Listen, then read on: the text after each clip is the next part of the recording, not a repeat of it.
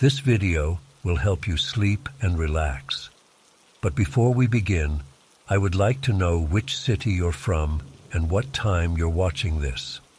Now, subscribe to the channel, relax, and let's begin. I've never actually shared this with anyone outside my family before. It's been over 20 years now, and I still get this cold, sick feeling in my stomach whenever I think about that night. I woke up in a cold sweat just last week after dreaming about it again. My family has this old cabin that belonged to my grandfather on Lake Winnipesaukee in New Hampshire.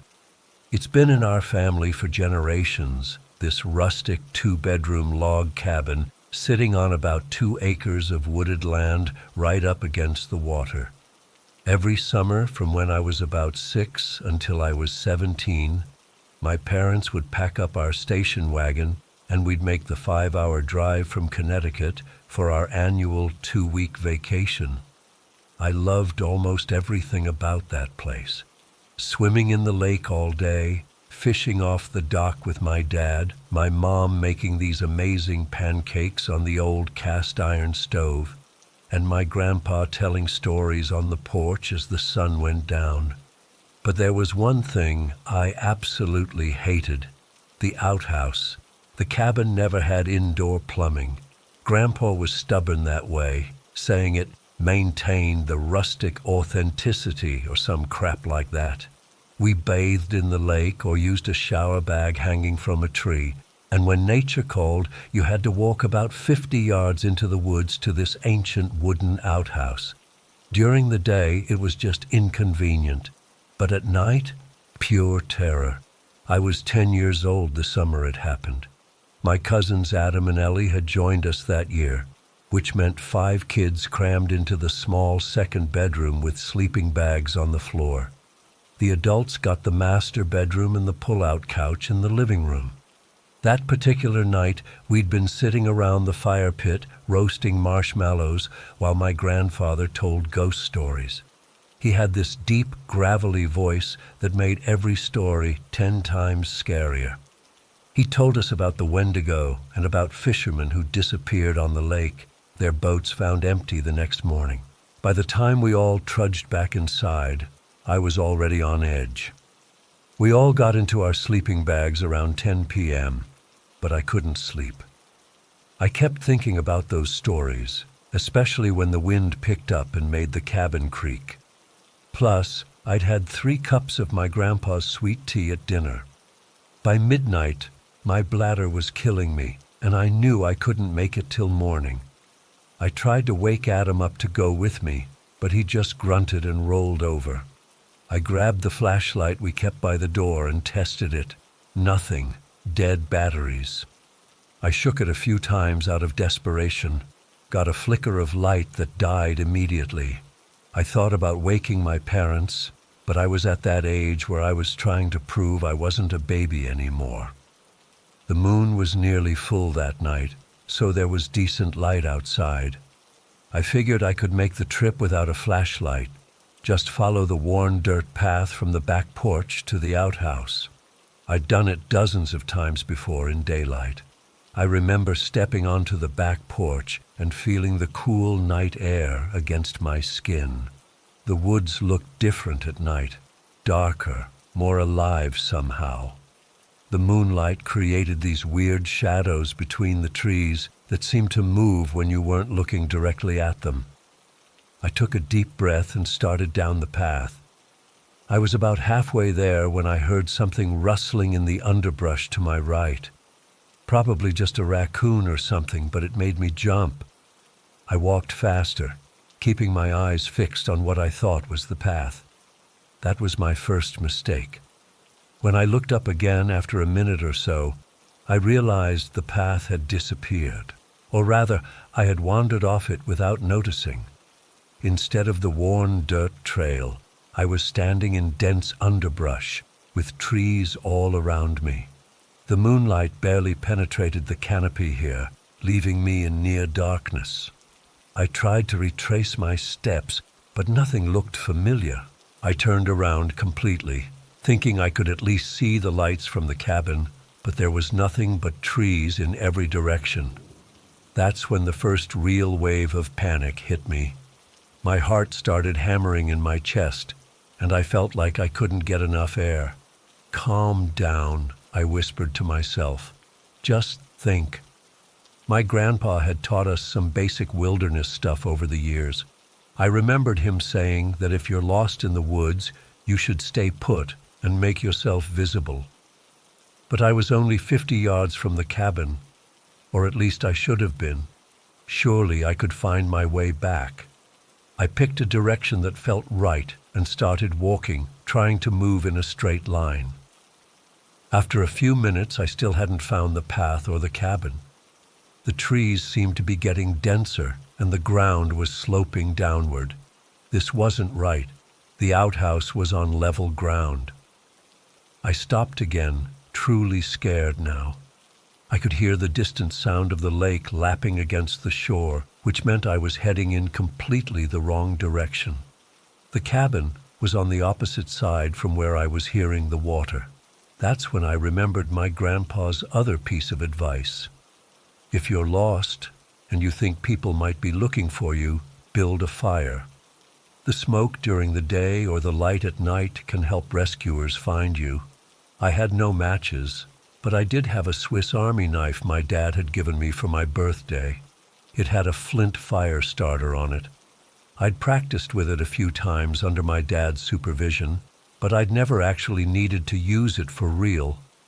I gathered some dry leaves and small twigs, then some larger sticks.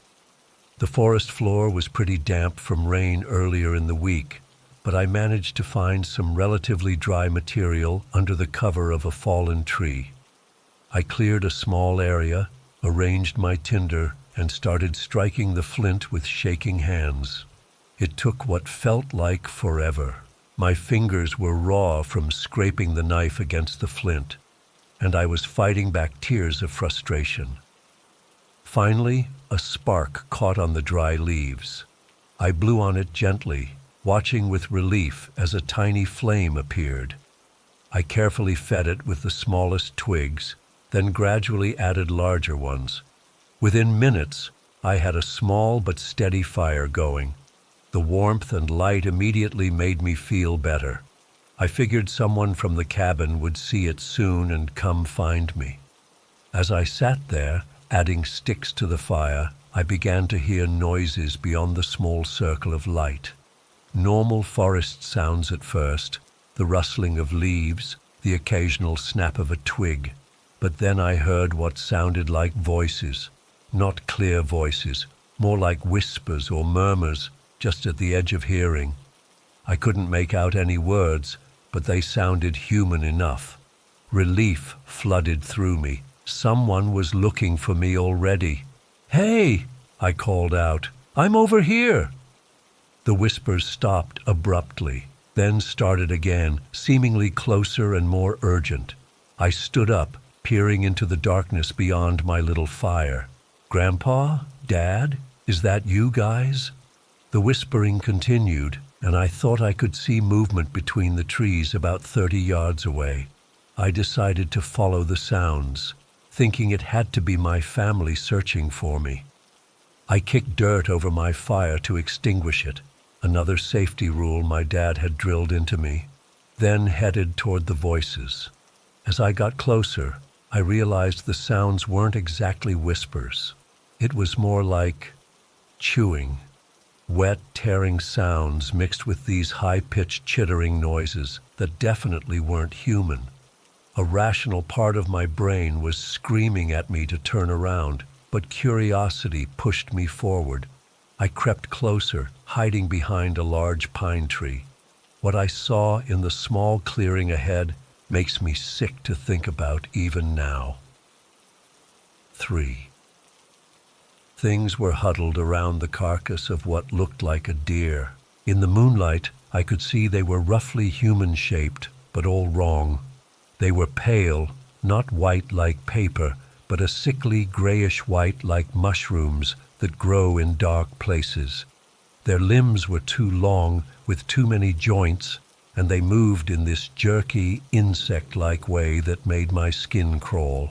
But their faces, God, their faces, they didn't have eyes, just smooth skin where eyes should be. Their mouths, though, these huge gaping holes filled with rows of needle-like teeth. They were tearing chunks of meat from the deer, making those horrible wet sounds I'd heard. I must have made a noise, a gasp or whimper, because suddenly all three of their eyeless faces turned directly toward me. They went completely still, like predators that had just spotted prey. Then one of them opened its mouth wider than should be possible and let out this sound, part shriek, part hiss, that froze the blood in my veins. I ran. I didn't think, didn't plan, just turned and sprinted blindly through the woods. I could hear them behind me, moving through the underbrush with unnatural speed. The forest was a blur as I ran, branches whipping my face and arms, my lungs burning for air. I tripped over an exposed root and went down hard, the air knocked from my lungs. As I scrambled to get up, I heard them getting closer, that wet, chittering sound right behind me now. I managed to get to my feet, but I knew I wasn't going to outrun them. Just as I felt a cold, bony hand brush against my back, there was a deafening boom that echoed through the forest. The creature behind me screeched in pain. Another boom, and I dropped to the ground, covering my head.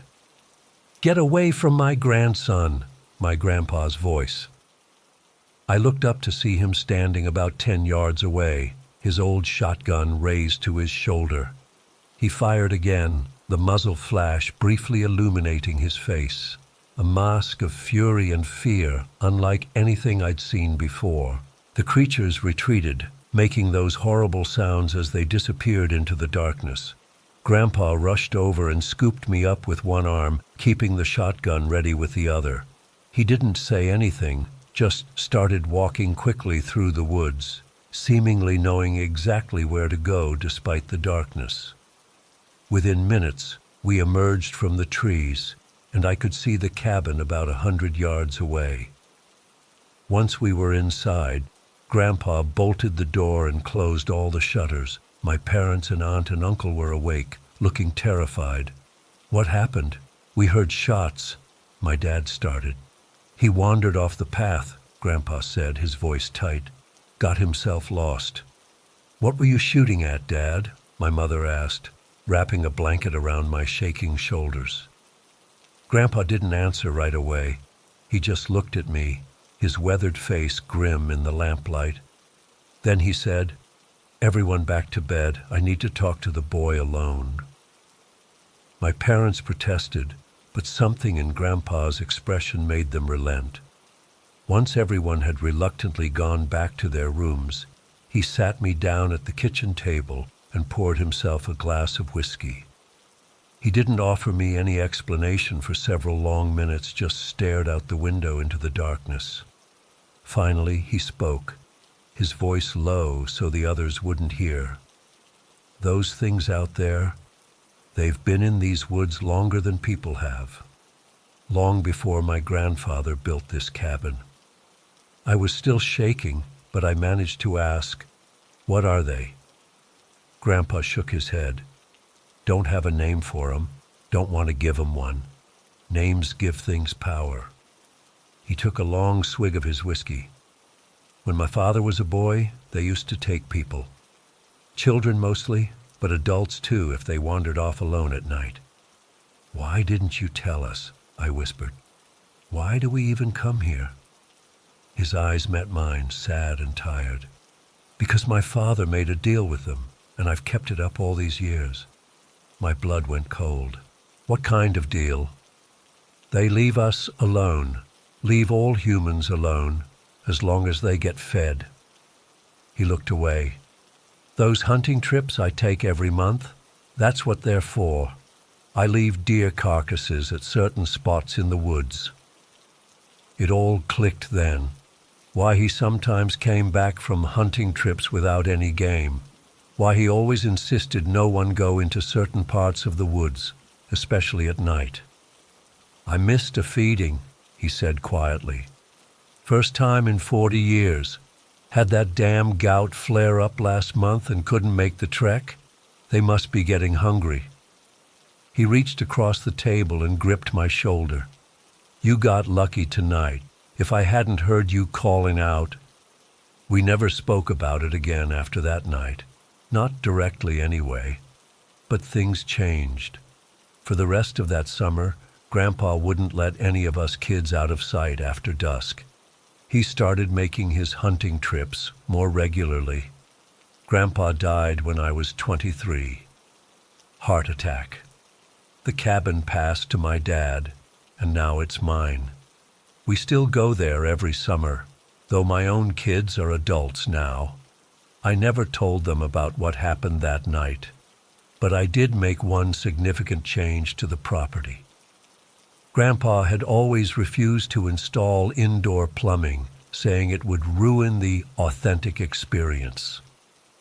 But the summer after he died, the first thing I did was line the entire path from the cabin to the outhouse with solar-powered lamps that come on automatically at dusk. My kids used to ask why I was so insistent they never stray from that lit path at night.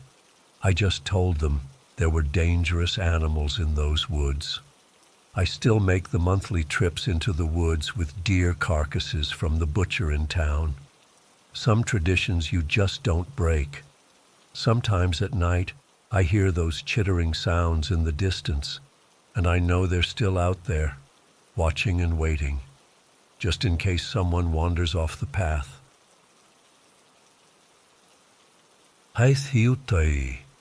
I've never told this story completely. I've tried to forget it for over 20 years now, but I can't shake what happened on that island. I figured writing it out might help me process things. Maybe someone here has experienced something similar or can make sense of what we encountered. It was June 2001, the summer after sophomore year at UGA. Me, my girlfriend Lauren, and my best friend John with his girlfriend Lisa decided to go camping on this small island called Crab Key off the Georgia coast. None of us were hardcore outdoorsy types, but we thought a weekend away from civilization would be fun. We were all 20, full of that college invincibility complex where nothing bad could happen to us. John found this place through some local fishing guide. The island wasn't on tourist maps, just a little speck of land about a mile offshore. The guide mentioned there was an old Native American oyster mound in the center that was supposedly hundreds of years old. That sounded cool enough, and the idea of having an entire island to ourselves was the main appeal. We borrowed John's dad's boat, nothing fancy, just a 16-foot aluminum fishing boat with an outboard motor. We loaded up with 2 tents, coolers of beer and food, and typical camping supplies. The weather was perfect that Friday morning when we set out. The trip to the island took about 40 minutes. As we approached, I remember how ordinary it looked. Just a heavily wooded island with a small sandy area where we could dock the boat. The tallest part was in the center where the oyster mound was located. Basically a hill made from centuries of discarded shells. We secured the boat and carried our gear up past the beach to a relatively flat area near the base of the mound. The whole island was maybe half a mile across, densely forested with palmettos, scrub oaks, and pines. We set up camp, 2 tents facing each other about 15 feet apart, and spent the afternoon exploring, drinking beers, and swimming. Everything was totally normal until around sunset. Lauren realized she'd left her asthma inhaler in the boat, and since she occasionally had breathing problems, I offered to walk with her to retrieve it. The sun was just dipping below the horizon as we headed through the woods toward the shore. We were about halfway to the boat when I first noticed the smell. It was like intense body odor mixed with something rotten. I figured it was just some dead animal in the brush. Lauren noticed it too, and we both covered our noses. "Jesus, what died out here?" she asked. Then we heard rustling in the palmetto bushes about 20 feet to our right. The leaves were shaking pretty violently, like something large was moving through them. I called out thinking maybe John and Lisa had followed us, but there was no response. Just more rustling, then silence. We hurried to the boat, grabbed the inhaler from Lauren's bag, and hustled back to camp. The smell was gone on our return trip, but I felt on edge the whole time, like we were being watched. When we got back to the campsite, John was frantically looking for Lisa. He said she'd gone to pee in the woods about 30 minutes ago and hadn't returned. It was nearly dark now, and we were all getting worried. We grabbed flashlights and started calling her name. After about 10 minutes of searching, Lauren spotted her about 50 yards from camp. Lisa was just standing there, completely motionless with her back to us, facing deeper into the woods. I remember how unnaturally still she was, like a mannequin. John called out to her, but she didn't respond. When we got closer, I noticed she was trembling slightly. John touched her shoulder and she screamed. Not a normal startled scream, but this horrible guttural sound I'd never heard a person make. When she turned around, I realized she had wet herself. Her eyes were wide, and she seemed completely disoriented.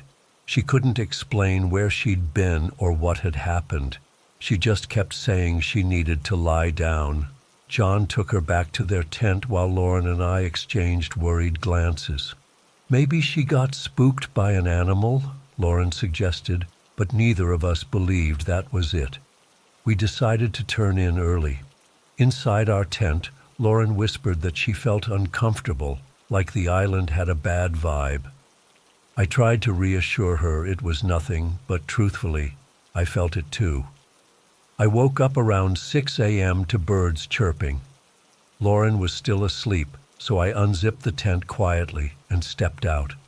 The morning was foggy and cool. I noticed John standing outside his tent looking confused. "Lisa's gone," he said, his voice tight with worry. I woke up and she wasn't in the tent. We woke Lauren and split up to search the small island.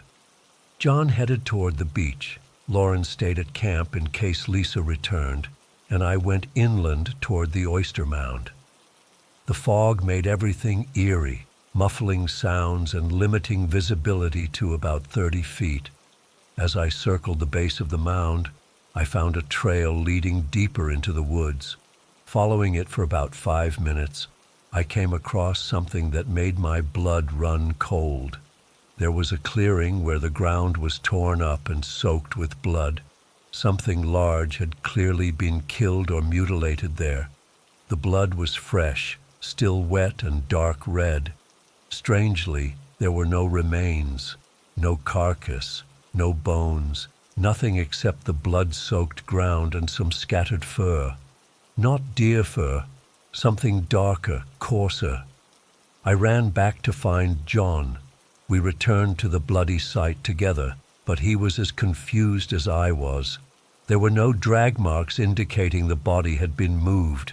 It was like whatever had been killed there had simply disappeared.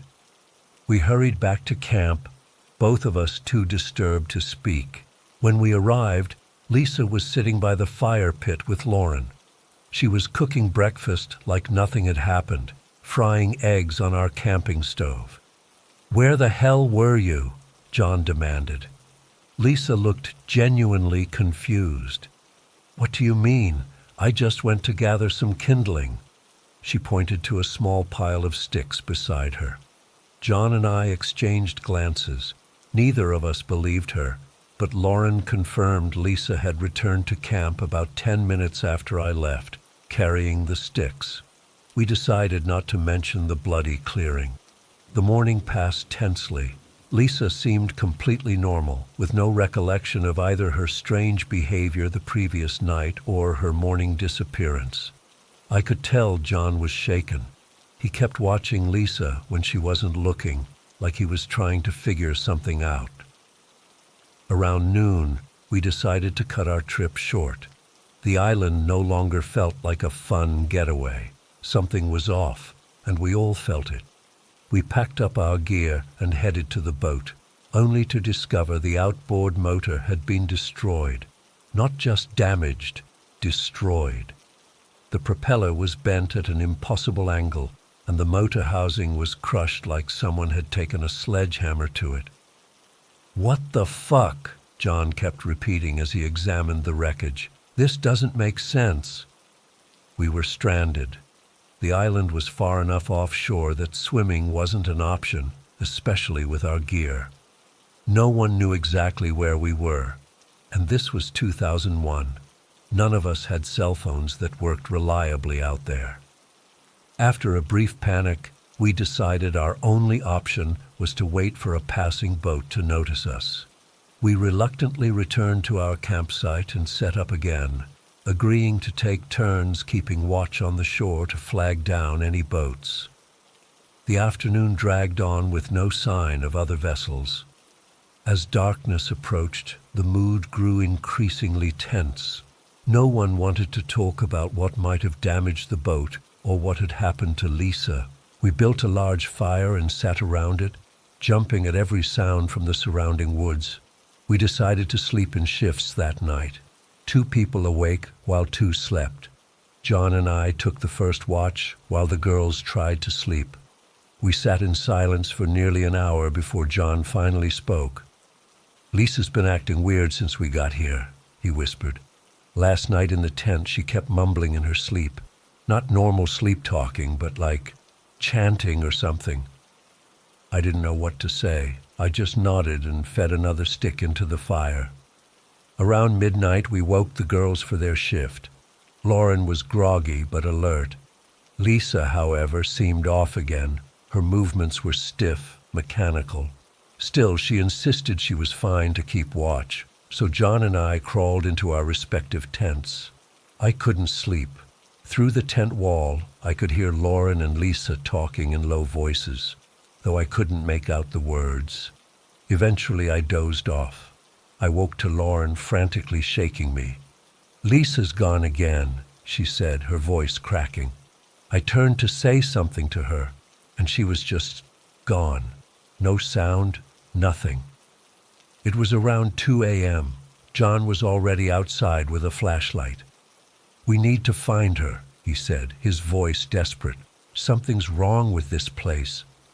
We split up again, against our better judgment. John went toward the beach, Lauren stayed at camp, and I headed inland with a dying flashlight. The batteries were weak, casting only a dim yellow glow that barely penetrated the darkness. I followed the same trail as before, toward the bloody clearing. About halfway there, I found Lisa's clothes, her t-shirt and shorts, discarded on the path. They were torn and soaked with something dark that I knew instinctively was blood. I ran back toward camp, calling for John. He met me halfway, his face pale in the moonlight. We showed him the clothes, and he just broke, started crying and shouting Lisa's name into the darkness. That's when we heard it, a sound like nothing I've ever heard before or since. A high-pitched keening mixed with a guttural growl that seemed to come from everywhere and nowhere at once. Then we saw movement in the underbrush about 30 feet away. My flashlight caught it for just a second, a pale, emaciated humanoid figure on all fours. It had stringy hair and was naked, but the proportions were all wrong. Its limbs were too long, its back hunched at an unnatural angle. The closest thing I can compare it to is Gollum from Lord of the Rings, but more feral, more wrong. It moved with impossible speed, darting between trees faster than anything human could move. When we pointed our flashlights at it, it shrieked and retreated, as if the light hurt it. We backed away slowly, trying to keep our lights trained on the surrounding woods. We made it back to camp where Lauren was waiting, terrified. We told her what we'd seen, and she started crying. None of us knew what to do. We had no boat, no way to call for help, and something inhuman was stalking us. We decided our only chance was to try to push the boat into the water and drift away from the island, even without the motor. It was risky, but staying seemed worse. We quickly gathered our essential gear and headed for the beach. The boat was heavier than we expected. It took all three of us pushing with everything we had to move it inch by inch toward the water. The whole time, I kept looking over my shoulder, expecting to see that thing emerging from the trees. We were about halfway to the waterline when we heard that sound again, the inhuman keening. It was closer now, much closer. Then Lauren screamed and pointed. There, at the edge of the woods, was Lisa. But it wasn't Lisa, not really. She was naked, her body covered in dirt and what looked like blood. She was crouched on all fours like an animal. Her head was tilted at an impossible angle, and her mouth was stretched open far wider than a human mouth should be able to open. Behind her, partially hidden in the shadows, was the pale creature we'd seen earlier. It seemed to be directing her somehow. John called Lisa's name, and her head snapped toward us with a sickening crack. Then she started moving toward us, not running or walking, but skittering on all fours like an insect, her joints bending in ways that human joints don't bend. We abandoned all caution and pushed the boat with desperate strength. It finally slid into the water just as Lisa reached the beach. Lauren and I scrambled into the boat while John gave a final push, then clambered in as the boat drifted away from shore. Lisa stopped at the water's edge. She rose to a standing position, her body straightening with several audible pops. For a moment, she looked almost normal again, just a naked, dirty girl standing on a beach. Then she opened her mouth and emitted that same keening wail we'd heard in the woods. The pale creature emerged from the tree line behind her. Even from the water, I could see its sunken eyes reflecting the moonlight. It placed a long-fingered hand on Lisa's shoulder, and they both watched as our boat drifted farther from shore. We used some plywood from the boat's floor as makeshift paddles, desperate to put distance between us and the island. For hours we drifted, paddling when we could, all of us silent and shell-shocked. Around dawn, a fishing boat spotted us. The fishermen were confused by our story of engine trouble, but they towed us back to the mainland. We never mentioned Lisa or what we'd seen. We couldn't. Who would believe us? We reported Lisa missing when we got back, claiming she'd fallen overboard during a storm. The Coast Guard searched for days but found nothing.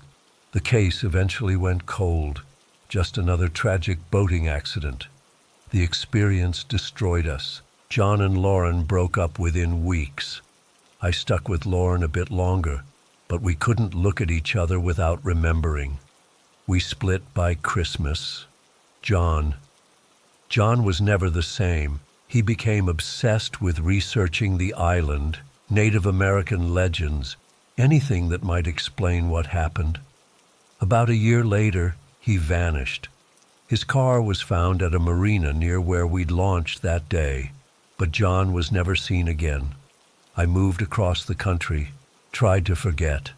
Sometimes I almost convinced myself it was all some shared delusion, a carbon monoxide leak from our camp stove or some hallucinogenic fungus on the island. But then I'll see a news report about hikers gone missing or strange sounds in remote woods, and it all comes flooding back. And sometimes when I'm drifting off to sleep, I swear I can hear that keening wail, like whatever was on that island is still out there. What terrifies me most isn't the memory of that creature or what happened to Lisa on that island. It's the thought that maybe, just maybe, John didn't vanish. Maybe something wearing John's skin is walking around out there right now, looking for the rest of us.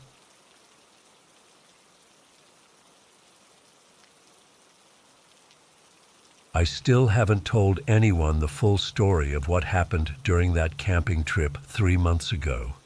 I've been trying to make sense of it, but I can't. I'm hoping writing it all down might help me process it. Or maybe someone here has experienced something similar and can tell me I'm not crazy. My mate Jake and I decided to go camping in this remote part of the outback about 4 hours west of Broken Hill. We're both 18 and had just finished school, so we wanted some adventure before starting uni. We knew the spot was on private property, but people had camped there before without issues. It was beautiful, this little clearing near a seasonal creek with some interesting rock formations and decent shade from the scattered eucalyptus trees. From the moment we arrived, there was this weird tension in the air. Hard to explain, but it felt like we were being watched. We both felt it, but didn't want to admit it was creeping us out. I noticed Jake was sticking unusually close to me, and I realized I was doing the same. We hadn't discussed it, but we were keeping each other in sight at all times. We set up our swags, for non-Aussies they're like heavy-duty bedrolls, near each other and got a fire going as the sun set. The first night went fine, though neither of us slept great. The second day we explored the area, always together, taking photos and climbing some of the rock formations. The whole time, this unease lingered. The second night is when things started getting properly fucked up. We'd been asleep for maybe a couple hours when I woke up to this sound of something walking around our camp. Not small like a possum or wallaby, something heavy enough to make distinct footsteps. I peeked out of my swag and whispered to Jake, who was already awake. "You hear that?" I asked. "Yeah," he whispered back. "What is it?" "No idea. Maybe a roo?" But it didn't move like a kangaroo. The steps were deliberate, almost methodical. We listened as whatever it was circled our camp for what felt like hours. Neither of us had the guts to shine a torch out into the darkness. Eventually, the footsteps stopped, and there was this awful screeching sound, not like any animal I've ever heard. It was high-pitched but guttural at the same time, if that makes sense, like someone trying to imitate a bird cry but with a human throat. Then more footsteps, quickly fading into the distance. We barely slept after that. When morning came, we were exhausted and on edge. I forced myself to act normal, trying to convince myself it was just some animal we weren't familiar with. "Probably a feral pig or something," Jake said while we made breakfast, but I could tell he didn't believe it either. By midday, we needed more firewood. Our pile was getting low, and we wanted a good fire for our last night. That's when I made the mistake that's haunted me ever since. "Hey, can you grab some more wood while I get lunch sorted?" I asked Jake. He looked uneasy. "You sure we shouldn't both go?" "It's broad daylight, mate. Just don't go too far. Stay where I can hear you if you shout." He nodded and headed off toward a denser patch of trees about 50 meters from our camp. I watched him go, then turned my attention to heating up the canned beans and sausages on our little gas cooker. When 30 minutes passed with no sign of Jake, I started to worry. After an hour, I was properly freaking out. We'd never been out of sight of each other for that long since arriving. "Jake!" I shouted. No response. I grabbed my phone, useless for calls out there, but it had a torch, a water bottle, and my pocket knife, before heading in the direction I'd seen him go. "Jake!" I kept calling, listening carefully after each shout. The bush was silent except for the occasional bird call. I pushed deeper into the trees, scanning the ground for any sign of him. That's when I saw a figure about 100 meters ahead, partially obscured by the trees. It looked like Jake's build and height, wearing his faded red t-shirt. "Jake, can you hear me?" I called out. The figure didn't respond but seemed to move further away. I quickened my pace, pushing through the scratchy undergrowth. That's when I heard Jake laugh behind me. I whipped around, confused. Jake? Nothing. Then I heard that same screeching sound from the previous night coming from ahead of me, where I'd seen the figure. My skin went ice cold. I turned back toward the direction of the screech, and that's when I saw something large moving through the trees, too fast and too wrong. The proportions weren't right. It was vaguely human-shaped, but moved with an awkward, jerky gait. I bolted, sprinting back toward our camp, branches whipping my face and arms. I burst into the clearing, gasping for breath, and froze. Jake was sitting by the fire, poking at the embers with a stick, but he wasn't wearing his red t-shirt anymore. He had on a blue one I didn't recognize, and there was something off about his movements, something stiff and deliberate. "Where the fuck were you?" I demanded, adrenaline still pumping. He looked up slowly. "Getting firewood." His voice sounded normal, but his expression was blank. "I was calling for you. I went looking." "Sorry, didn't hear you." He shrugged. "I found a good spot with dead branches. Got plenty." I noticed then that there was indeed a fresh pile of firewood nearby. More than he could have gathered in that time, I thought. "Did you hear that noise? That screeching?" I asked. Jake stared at me for a beat too long before replying. "I wouldn't worry about it." That phrase, it wasn't something Jake would say. It sounded rehearsed, like dialogue from a bad movie. I sat down, trying to calm myself, trying to sort through what had just happened. Had I imagined the figure in the red shirt? Was I just sleep-deprived and paranoid?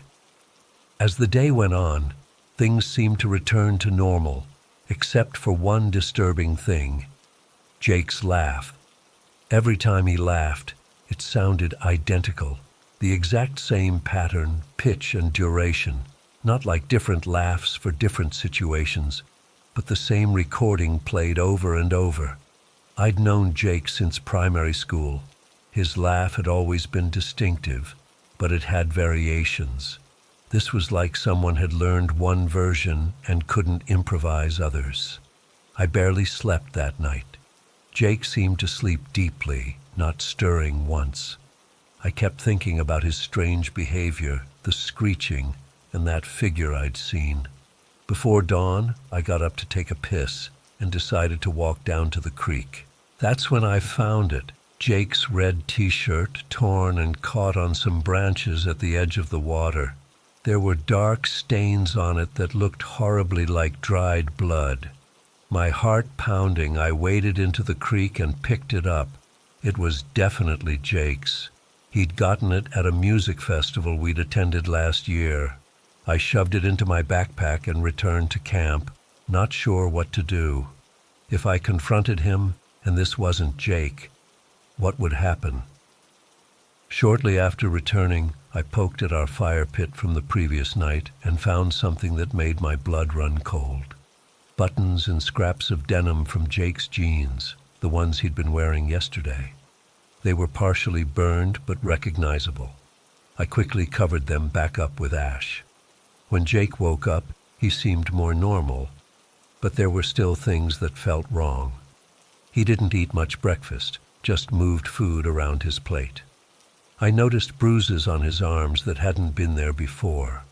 Weird, symmetrical marks, unlike normal bruising. "We should head back today," I said, trying to keep my voice steady. "I've got that family thing tomorrow, remember?" Jake frowned. "Can't we stay another night? It's peaceful here." "Nah, mate, I promised my mom." "Just one more night," he insisted. "We could gather more firewood." There it was again, that phrase about firewood, delivered with an intensity that made my skin crawl. "I really can't," I said firmly, already packing my things. Jake watched me with an expression I couldn't read. Eventually he started packing too, but slowly, reluctantly. On the drive back, I tested him on memories, subtle questions about our shared history. He'd get some right, but stumble on others, especially emotional ones. When I mentioned the time his dog died and we buried it together, he just nodded vaguely. The real Jake had cried for weeks over that dog. "Remember that time we snuck out to go to Sarah's party?" I asked. "Yeah, that was wild," he replied, but his tone was flat. "And her brother caught us and chased us down the street?" "Yeah, funny stuff," he agreed. Sarah was a made-up person. We'd never been to any party like that. By the time we reached town, I was convinced whatever came back with me wasn't Jake. I dropped him off at his house, watching as he walked inside with that slightly off gait. His mum greeted him at the door, and I wanted to scream at her that it wasn't her son, but I knew how insane that would sound. The weeks since then have been a nightmare. This thing that looks like Jake still hangs out with our friend group, but it's getting worse at pretending. It stares at me when it thinks I'm not looking. It's started eating meat nearly raw, claiming it's a new health thing. The bruises on its arms have spread, forming patterns that sometimes look like they're moving under the skin. Last week, it invited me to go camping again. Same spot. Said we should bring some of our other friends this time. When I refused, it just smiled and said, "Maybe next time." But I've noticed it's been talking to our friend Drew a lot lately, showing him pictures of the campsite, telling him how peaceful it is out there. I don't know what to do. I can't go to the police. What would I even say? I tried to find the campsite on a map to report it somehow, but I can't pinpoint the exact location. It's like the coordinates Jake and I followed led us somewhere that shouldn't exist. I still have the blood-stained shirt hidden in my closet. Sometimes I think about showing it to Jake's parents, but then what? And if whatever that thing is realizes I know, I'm terrified of what might happen. The worst part is that I keep wondering where the real Jake is. Did he die out there in those woods? Or is he somewhere else, something else using his memories while the real Jake is? I can't even finish that thought. All I know is that these things are out there. They look like us, talk like us, but they're not us, and they're spreading. I'm writing this as a warning. If your friend starts acting strange after a trip, if their laugh sounds the same every time, if they can't remember the emotional parts of your shared past, it might not be them anymore, and whatever you do, don't go camping in the outback with them, especially if they seem really keen on gathering firewood.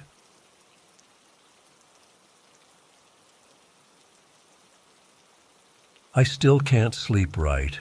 It's been 3 years since that weekend on Crab Key, and I find myself checking locks twice, keeping lights on at night, and flinching at every unusual sound. I've tried therapy, medication, even hypnosis, but nothing erases what happened. I'm writing this down partly because I need to get it out, and partly because I'm terrified that John might actually find me one day. For context, I was a junior at Florida State studying marine biology. My best friend John and I had been roommates since freshman year, and he'd been dating Lisa for about 8 months. Lauren was my girlfriend of nearly 2 years. We were typical broke college students looking for a cheap spring break adventure. John's uncle owned a small fishing boat we could borrow, and he'd mentioned this uninhabited island about 12 miles offshore called Crab Key. It wasn't a tourist destination, just a small, overgrown island with no facilities, no cell service, and virtually no visitors. Perfect for a few days of camping, fishing, drinking cheap beer, and enjoying some privacy. Looking back, that isolation nearly killed us all. We packed basic camping gear, a couple tents, sleeping bags, a cooler full of food and beer, fishing equipment, flashlights, and just enough supplies for 3 days and 2 nights. We brought a single satellite phone for emergencies, but I don't think any of us actually tested it before leaving. The boat trip out was honestly amazing. Clear blue skies, dolphins swimming alongside us for part of the journey. We were laughing, taking pictures, drinking beers. It felt like the beginning of one of those perfect college memories you're supposed to look back on fondly when you're older. We reached the island around 2 p.m. It didn't look special from the water, just a dense mass of scrubby trees, a thin strip of sandy beach, and lots of tall grass. We anchored the boat in a small cove and waded through knee-deep water to haul our stuff ashore. The island was bigger than it looked from the boat, maybe 3/4 of a mile across at its widest point. John had read online about an old Native American oyster mound near the center that was supposedly interesting, so we decided to set up camp there rather than on the beach. It took us about 30 minutes of hiking through dense vegetation to reach the mound. It wasn't impressive, just a pile of ancient shells and earth about 15 feet high that had been excavated at some point. Around it was a small clearing that made for a perfect campsite. We set up both tents, gathered wood for a fire, and spent the afternoon swimming, fishing, and exploring the island. By evening, we had a decent fire going and were cooking the fish we'd caught. Everything felt normal, peaceful even. We got drunk, told stories, made out with our girlfriends, typical college stuff. Around 11 p.m., Lisa said she needed to pee and walked off into the edge of the woods with a flashlight. When she didn't come back after about 10 minutes, John started calling for her. We didn't hear a response, so the 3 of us grabbed our flashlights and started looking. It took maybe 15 minutes to find her, which doesn't sound long, but when you're on a small island with nothing but the sound of insects and the ocean in the distance, 15 minutes feels like forever. We found her standing completely still about 100 yards from camp, facing away from us. When John touched her shoulder, she didn't react at first. The flashlight beam showed she had wet herself. Her shorts were soaked. When she finally turned around, her face looked blank, almost like she was sleepwalking. John kept asking if she was okay, and after a few seconds, she seemed to snap out of it. She got embarrassed about peeing herself and insisted she was fine, just got disoriented in the dark. We walked her back to camp, and she changed clothes in the tent. When she came out, she seemed totally normal, laughing it off, saying she must have drunk too much. We were all a bit freaked out, but figured she'd had some kind of panic attack or something. I didn't sleep well that first night.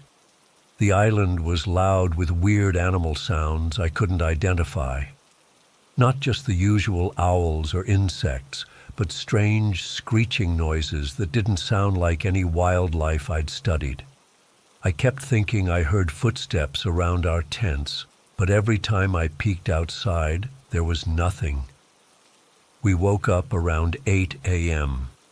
John and I crawled out of our tent to make coffee, and Lauren joined us a few minutes later. Lisa wasn't in their tent. John figured she had gone to pee again and would be right back, but after 20 minutes, we started to worry. We called her name. No answer. We spent the next 2 hours searching the island, getting increasingly panicked. John was practically hysterical. It didn't make sense. The island was small enough that we should have been able to find her easily. We split up. Lauren stayed at camp in case Lisa returned, while John and I searched in different directions. I was heading toward the south end of the island when John's shout made me freeze. It wasn't a "I found her" shout. It was pure horror. I ran toward his voice and found him staring at a clearing about 200 yards from our camp. The scene was something I'll never forget. The ground was covered in blood, a lot of blood, and chunks of something. It looked like something large had been torn apart, not cleanly cut like with a knife, but literally ripped to pieces. There were bits of fur or hair scattered around, but I couldn't tell what kind of animal it had been. Some of the blood was still wet, which meant it had happened recently. We both stood there in shock, not speaking. Finally, John whispered, "Do you think it's—" But he couldn't finish the sentence. I knew what he was asking. Was it Lisa? The thought made me sick, but there wasn't enough remains to tell. I assured him it had to be an animal, maybe a deer or wild pig, though I had no idea if either lived on the island. We decided to head back to camp immediately and get the hell off the island. But when we got there, Lisa was sitting by the fire pit with Lauren, eating breakfast and laughing, like nothing had happened. John ran to her, nearly tackling her with a hug, asking where she'd been. Lisa looked confused and said she'd just gone for a morning walk and had been back at camp for at least half an hour.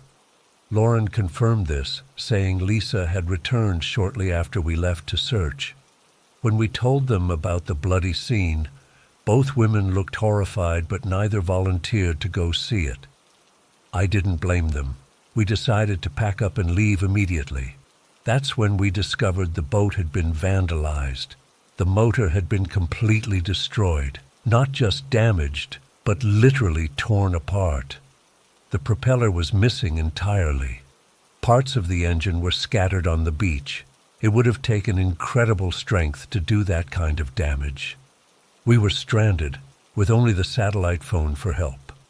John tried to call his uncle, but the phone wasn't working.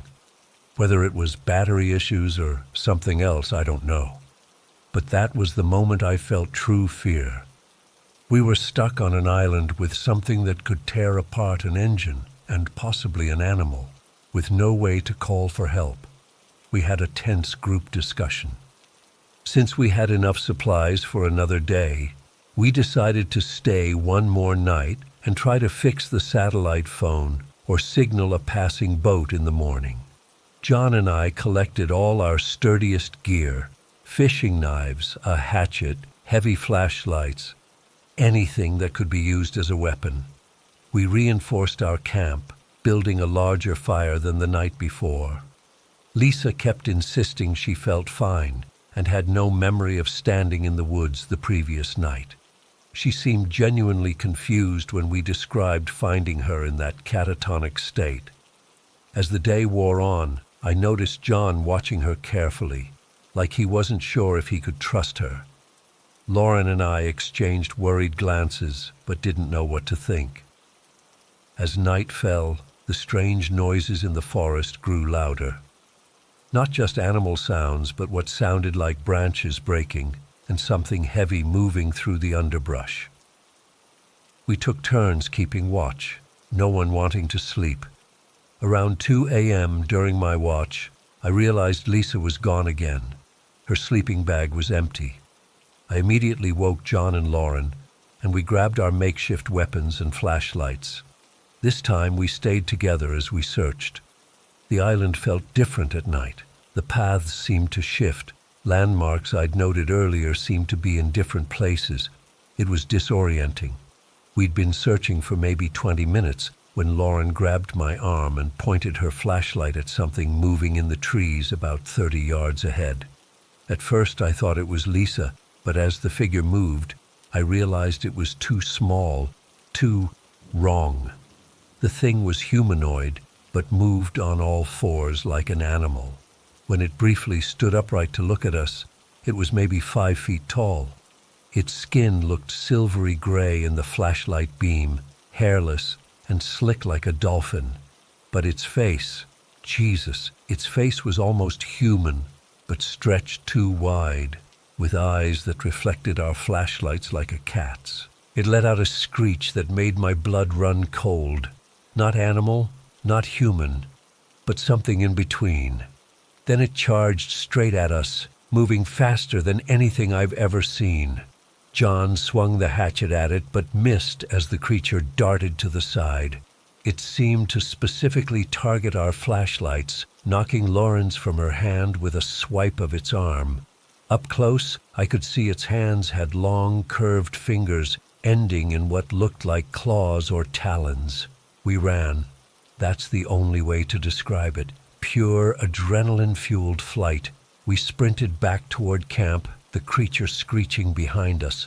Lauren fell at one point, and when I turned to help her up, I saw the thing was right behind us. It grabbed her ankle and she screamed. I smashed my flashlight into its head as hard as I could. It made a horrible gurgling sound and let go, retreating into the darkness. When we got back to camp, Lisa was there, just sitting by the dead fire, staring into nothing. When John called her name, she turned to look at us with the same blank expression we'd seen that first night. John approached her cautiously, saying her name again. That's when Lisa opened her mouth and let out the exact same inhuman screech we'd heard from the creature. I don't know how to describe what happened next. Lisa's body seemed to convulse, her back arching unnaturally. John tried to hold her, but she, or whatever was controlling her, had incredible strength. She threw John several feet with one arm, then she collapsed, shaking violently. We could hear the creature approaching camp, branches breaking, that terrible screeching getting closer. We had seconds to decide what to do. John picked up the now unconscious Lisa, and we ran for the beach. Our only hope was to get the damaged boat into the water and try to paddle away from the island. The boat was heavy, but fear gives you strength you didn't know you had. We managed to push it into the water just as we heard the creature emerge from the trees behind us. John threw Lisa into the boat, and Lauren and I jumped in. John was the last one, scrambling aboard as the creature reached the water's edge. I'll never forget the image of it standing there in the moonlight, its silvery body glistening, those reflective eyes fixed on us as we drifted away from shore. It made one last screech before disappearing back into the trees. We had no motor, just a couple of paddles, and were at the mercy of the current. Lisa remained unconscious for hours. When she finally woke up as dawn broke, she had no memory of anything that had happened. A fishing boat spotted us around noon the next day, about 5 miles from the island. We told them our motor had died, not mentioning anything about the creature. Who would believe us? The aftermath was almost as disturbing as the experience itself. Our group fell apart immediately. John and Lisa broke up the day after we returned. She claimed she had no memory of anything unusual happening, but John couldn't look at her without flinching. My relationship with Lauren lasted another few weeks before she said she couldn't handle the nightmares anymore. We never reported what happened. What would we say? That we encountered some kind of monster? That Lisa had been possessed? We'd sound insane. The worst part came about 6 months later. John, who had become increasingly paranoid and withdrawn, disappeared completely. He stopped attending classes, moved out of his apartment without telling anyone, and cut contact with everyone he knew. His family filed a missing persons report, but since he was an adult who had apparently left voluntarily, the police didn't do much. 2 months after John vanished, I ran into Lisa at a coffee shop. She looked terrible, thin, pale, with dark circles under her eyes. When I asked how she was doing, she leaned in and whispered, "Sometimes I wake up in places I don't remember going to. Sometimes I do things I don't remember doing." Then she looked me straight in the eyes and said, "Have you heard from John?" Something in her voice made my skin crawl. I lied and said no, then made an excuse to leave. A week later, I started getting texts from John's number, just random strings of characters at first, then my name, over and over. The last message I received simply said, It wants you next. I changed my number, moved apartments, even transferred to a different university to finish my degree. I've never gone back to Florida. I still don't know what that thing was, or why it targeted Lisa specifically. Was it some kind of ancient spirit connected to that shell mound? A previously undiscovered species? Something else entirely? What I do know is that sometimes when I'm alone at night, I hear that distinctive screeching sound outside my window. And sometimes I swear I catch glimpses of reflective eyes watching me from the darkness.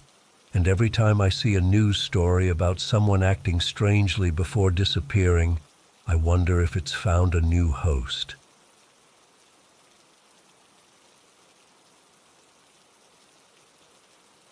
I've been holding this in for too long. I need to tell someone what happened, even if no one believes me. I can hear her crying outside my window right now. I don't have much time. I grew up in Pine Grove, a town so small you'd miss it if you blinked while driving through. One gas station, one diner, one school for all grades, and miles of woods surrounding us on all sides. I work at the gas station now, Martin's Fuel and Mart, the same place my dad worked before his back gave out. It's the only station for 40 miles in any direction. When I was 12, my best friend Tommy Reynolds and I did something stupid. Something I've regretted every day for the past 15 years. Tommy wasn't like the other kids. While they were obsessed with video games and sports, he was obsessed with local legends. The abandoned Blackbriar Farm was his favorite. The story went that in 1967, all 5 members of the Blackbriar family vanished overnight. Dinner was still on the table. Their truck was in the driveway. Their clothes were still in the closets. They just disappeared. The weirdest part was the cornfield. Even after the family vanished and the property was abandoned, the corn kept growing, year after year, without anyone planting or tending to it. The county tried to sell the property, but no one would buy it. Eventually, they just left it alone. Nature was supposed to reclaim it, but it never did. The house stayed intact, and that damn cornfield kept growing. "We have to check it out, Mark," Tommy said to me one summer afternoon. We were sitting on the curb outside the gas station, slurping on blue raspberry slushies that my dad had given us for free. "No one will know. We'll be back before dark." I didn't want to go. The place gave me the creeps even from a distance. But Tommy had stood up for me when Brad Wilson and his friends were picking on me at school, so I felt like I owed him. "Fine," I said, "but we're not going inside the house." Tommy grinned. "Deal." We rode our bikes there after lunch. It was about 3 miles out of town, down an overgrown dirt road that branched off from the highway. As we got closer, the temperature seemed to drop. It had been a hot August day, but I remember getting goosebumps as we approached. The farmhouse stood like a decaying tooth in the middle of a sea of corn. The white paint had long since peeled away, leaving gray wood exposed to the elements. The porch sagged in the middle, and most of the windows were broken. But the cornfield, it was perfect. Tall stalks of corn, green and vibrant, stretching for acres. "How is this possible?" I asked, propping my bike against a fence post. "No one's taken care of this place in decades." Tommy shrugged. "That's what makes it cool."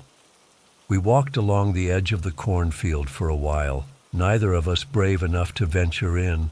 The corn was taller than both of us, at least 7 feet high. It swayed gently, even though there wasn't any wind. "Let's go back," I said. "This place feels wrong." "Don't be a baby," Tommy replied. But I could tell he was nervous too. His voice had that slight quiver it got when he was trying to act brave. We came all this way. The sun was starting to set. Long shadows stretched across the dirt, making the farmhouse look even more ominous.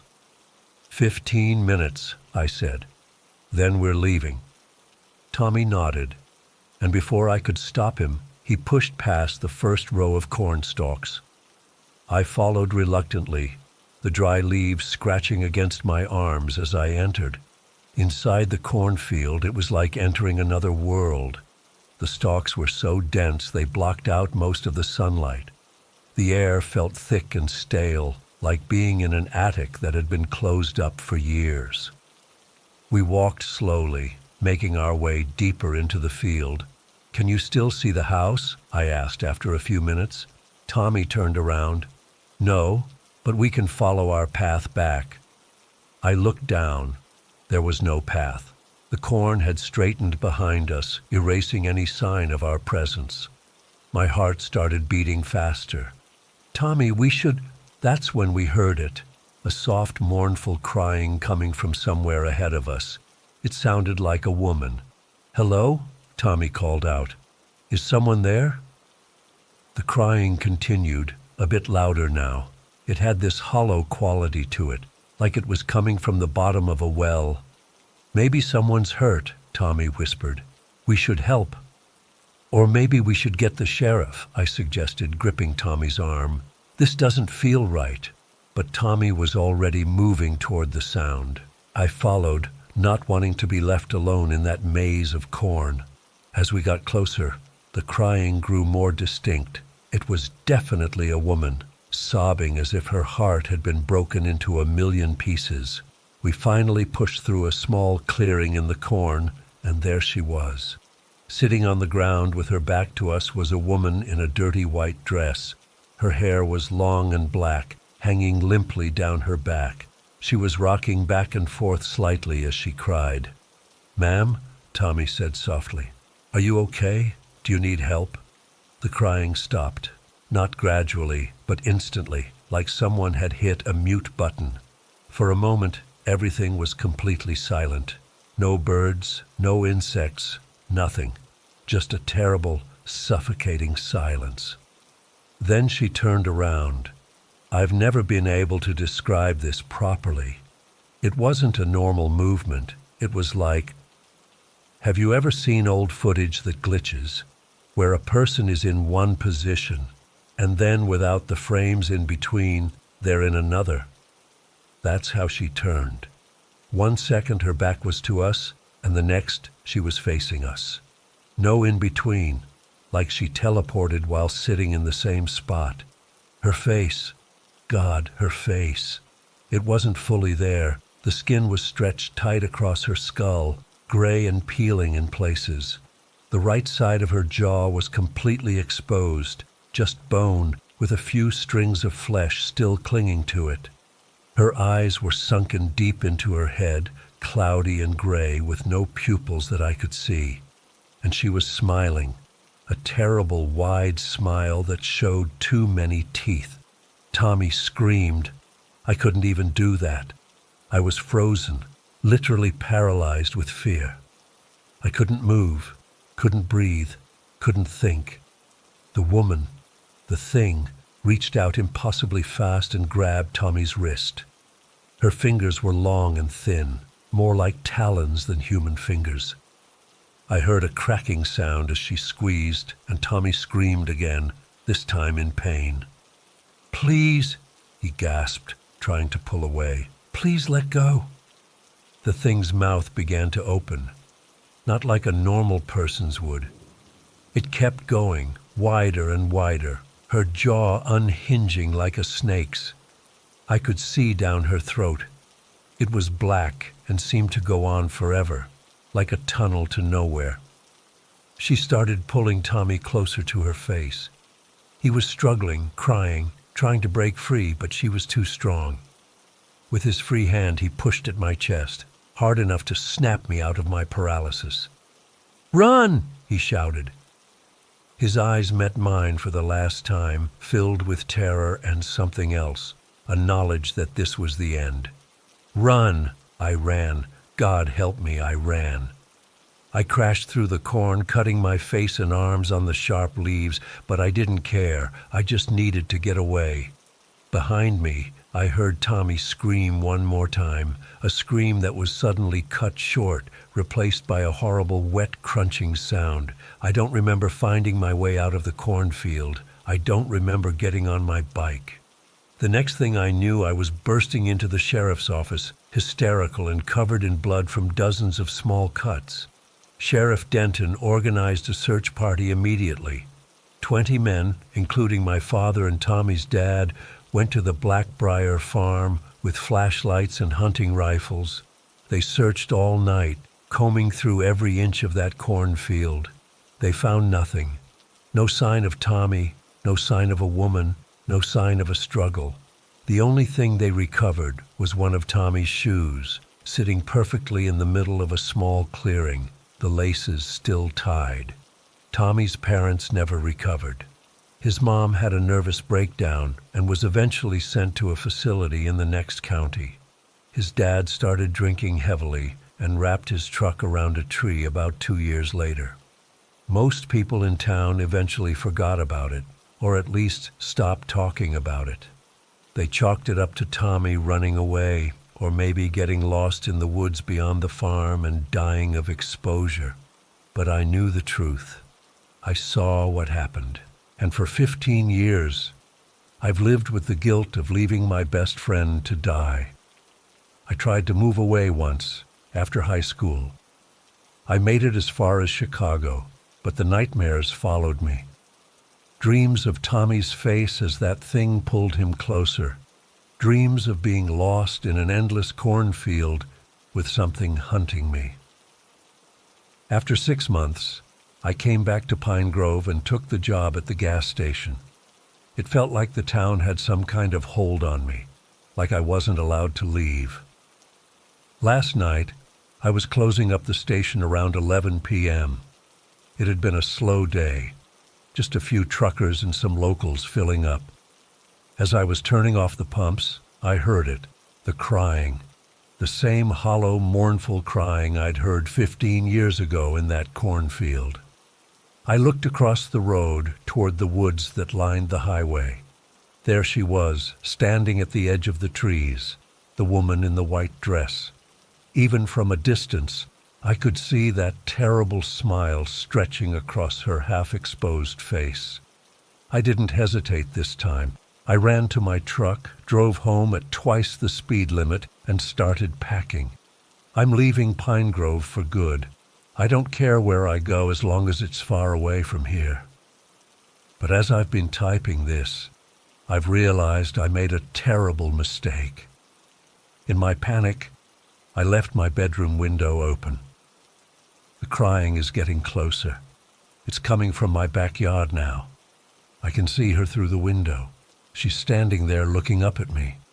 Her mouth is already starting to open, wider than any human mouth should be able to. I think she's been waiting for me all these years. I think she always knew I'd come back for Tommy. Or maybe she just wasn't finished that night.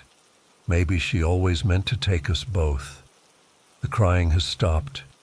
She's just staring at me now, her gray eyes fixed on mine. I can feel them pulling at me, like she's trying to drag me out through the window with just her gaze. I'm going to try to make it to my truck. If you're reading this, it means I didn't make it. Or maybe I did, and I'm hundreds of miles away by now. Either way, stay away from Pine Grove, stay away from the Blackbriar farm, and if you ever hear a woman crying in the woods or in a cornfield, don't follow the sound, just run. Wait. The crying stopped.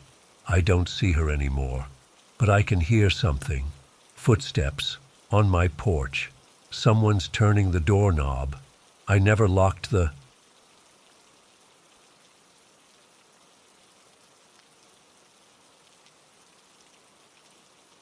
I've never told this story in its entirety before, not even to my therapist.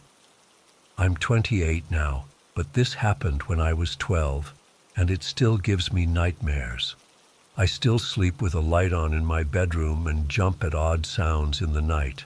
I've tried to rationalize what happened, but I can't. I just know what I experienced.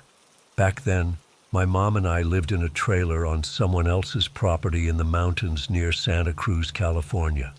Looking back, it was a beautiful place. Redwoods everywhere, deer wandering through the yard in the mornings, stars so bright at night you could almost touch them. But that beauty came with isolation. Our nearest neighbor was about half a mile away, and cell reception was practically non-existent. The property owner, Mr. Sullivan, lived in the main house about 200 yards from our trailer. The property had this garden area enclosed by a 7-foot chain-link fence. Inside the fence was this small one-room structure, just a basic square room with electricity, a couple of windows, and a door. We called it the garden room. My mom used it for storage, but I'd claim part of it for myself. I had a TV, my PlayStation, and an old couch in there. It was my escape from our cramped trailer. One Friday in October, I invited my friend Jacob to stay over. Jacob was in my class at school, and we'd become best friends that year. He'd never been to my place before because it was so far out in the woods, but his parents finally agreed to let him sleep over. We spent most of the evening in the garden room playing Grand Theft Auto and eating junk food.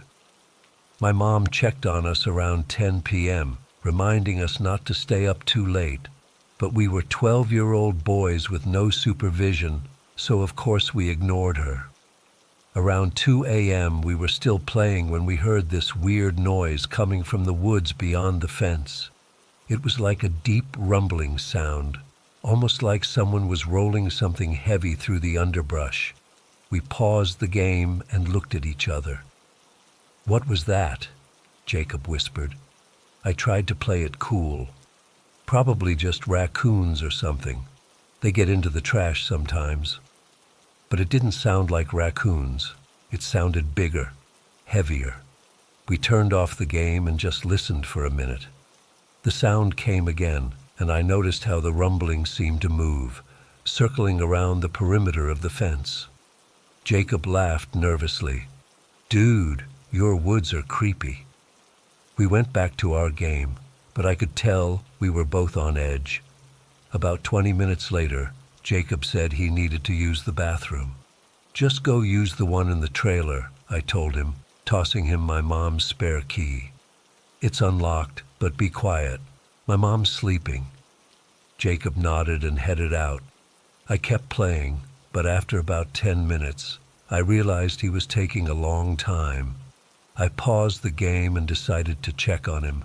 When I opened the garden room door, I nearly jumped out of my skin. Jacob was standing right outside the door, just standing there, completely still. His back was to me. "Dude, you scared me," I said, laughing nervously. "Did you already go to the bathroom?" Jacob didn't answer. He didn't move. "Jacob?" I reached out and touched his shoulder. "You okay?" He still didn't respond. I walked around to look at his face, and that's when I felt the first real stab of fear. Jacob was just staring straight ahead, his face completely blank. His eyes were open, but they looked empty, like no one was home. "Jacob, this isn't funny," I said, my voice cracking. I grabbed his arm to shake him, and that's when I noticed how cold he felt. Not just cool from the night air, but ice cold, like touching a freezer door. I backed away, suddenly terrified. Something was wrong with Jacob, really wrong. I decided to run to the trailer and get my mom. As I turned to go, I heard movement behind me. I looked back, and Jacob was following me. Not walking normally, but moving in this weird, stiff way. He wasn't saying anything, just silently following. I ran to the trailer, constantly looking back. Jacob kept following at the same pace, never speeding up or slowing down. When I reached the trailer door, I fumbled with the handle and rushed inside, not bothering to close it behind me. I was about to knock on my mom's bedroom door when I heard something that made my blood freeze. From the bathroom, I heard Jacob's voice. "Hey, do you guys have any more toilet paper in here?" I stopped dead in my tracks. Jacob was in the bathroom. But then who or what had I just seen outside? I turned around slowly, and there in the doorway of the trailer was the other Jacob, just standing there with that blank expression. I screamed, and my mom came rushing out of her bedroom. "What's going on?" she demanded, flipping on the lights. The bathroom door opened and Jacob, the real Jacob, came out looking confused. "What's happening?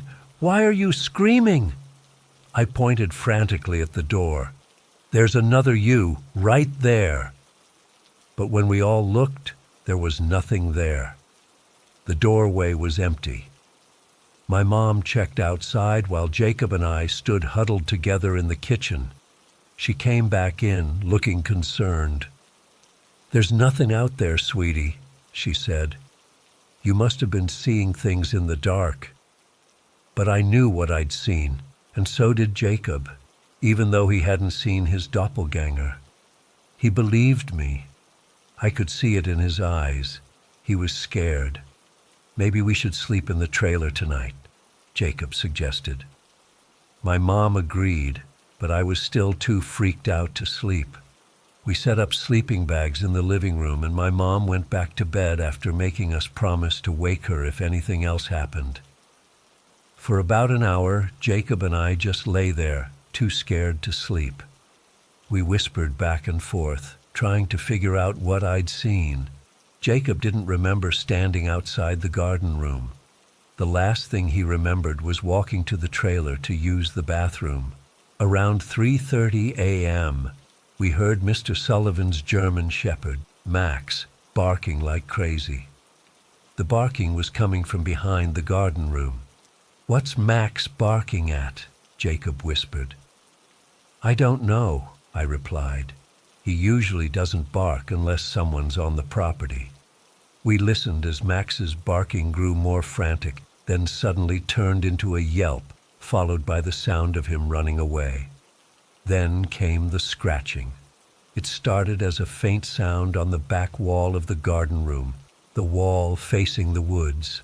Scratch, scratch, scratch, like nails on wood. The garden room was about 50 yards from the trailer, but in the quiet night, we could hear it clearly. "What is that?" Jacob asked, his voice trembling. "I don't know," I whispered back. "Maybe a raccoon?" But we both knew it wasn't a raccoon.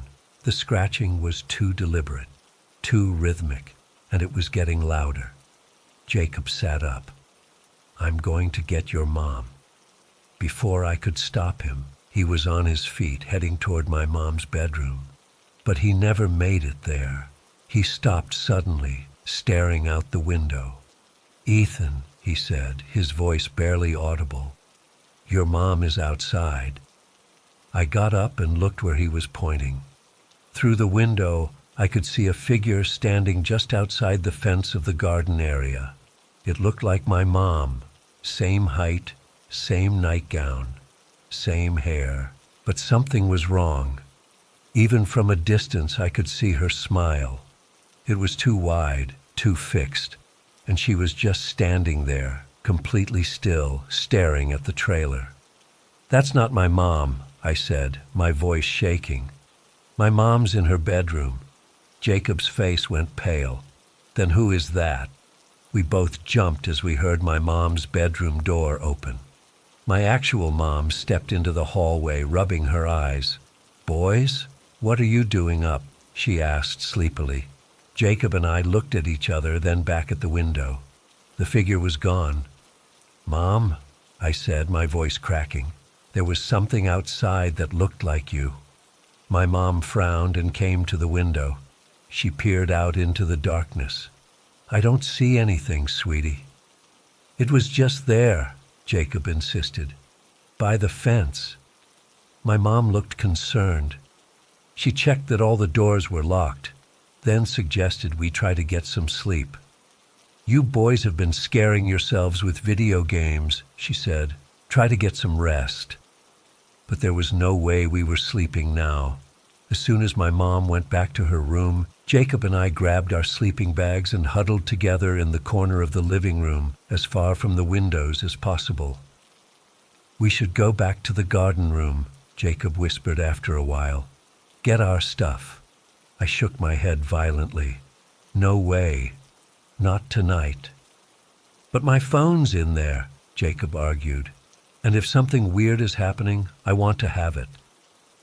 I knew he was right. Our backpacks, his phone, and my handheld radio were all in the garden room. If something was out there, we'd want to be able to call for help. After debating for a few minutes, we decided to make a quick run to the garden room. We'd grab our stuff and come right back. We wouldn't even turn on the lights, just grab and go. With shaking hands, I unlocked the trailer door. We both peered out into the darkness. The property was silent. No barking, no scratching, no strange figures. Just the normal sounds of the woods at night. "Ready?" I whispered. Jacob nodded, and we sprinted across the yard to the garden room. We reached the door, and I fumbled with the key, my hands shaking so badly I could barely get it in the lock. Finally, the door swung open, and we rushed inside. It was pitch black in the room, but I knew where the light switch was. I flicked it on, and we both froze. The room looked different. Things had been moved. The couch was pushed against the far wall. Our backpacks were in the center of the room, arranged in a neat line. "Did you do this?" Jacob asked, his voice barely a whisper. I shook my head. "No." That's when we heard it. The scratching again. But this time it wasn't coming from outside. It was coming from inside the walls. Scratch, scratch, scratch. All around us, like something was inside the walls, circling us. We grabbed our backpacks and I reached for the doorknob. It wouldn't turn. The door was locked from the outside. "The windows," Jacob suggested, panic rising in his voice. But as we moved toward the windows, the scratching grew louder, more insistent, and then it stopped abruptly, replaced by something far worse. "Boys?" My mom's voice called from outside, but it wasn't right. It was like someone was doing a bad impression of her voice, close, but not quite right. "Are you in there? Let me in." Jacob and I looked at each other in horror. We knew my real mom was back in the trailer. "Don't answer," I mouthed to Jacob. "Boys, I know you're in there," the voice continued, sounding less and less like my mom with each word. "Open the door. I need to come in."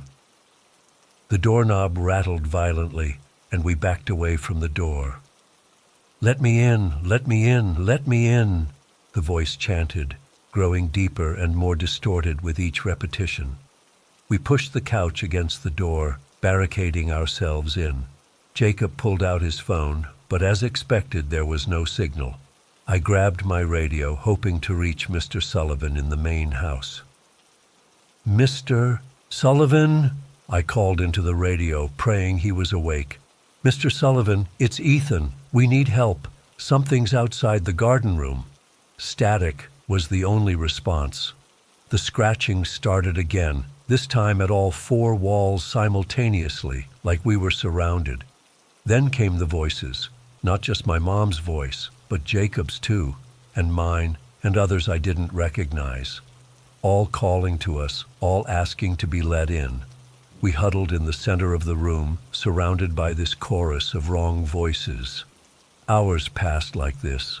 Sometimes the voices and scratching would stop for a few minutes, giving us hope that whatever was out there had gone away. But then it would start again, more intense than before. Just when we thought we couldn't take any more, we heard a new sound, a car engine. Through the window, we could see headlights approaching. Mr. Sullivan's truck pulled up near the garden room, and he got out, flashlight in hand. "Mr. Sullivan," I shouted through the window. "We're in here. Something's outside." Mr. Sullivan approached cautiously, his flashlight beam sweeping the area.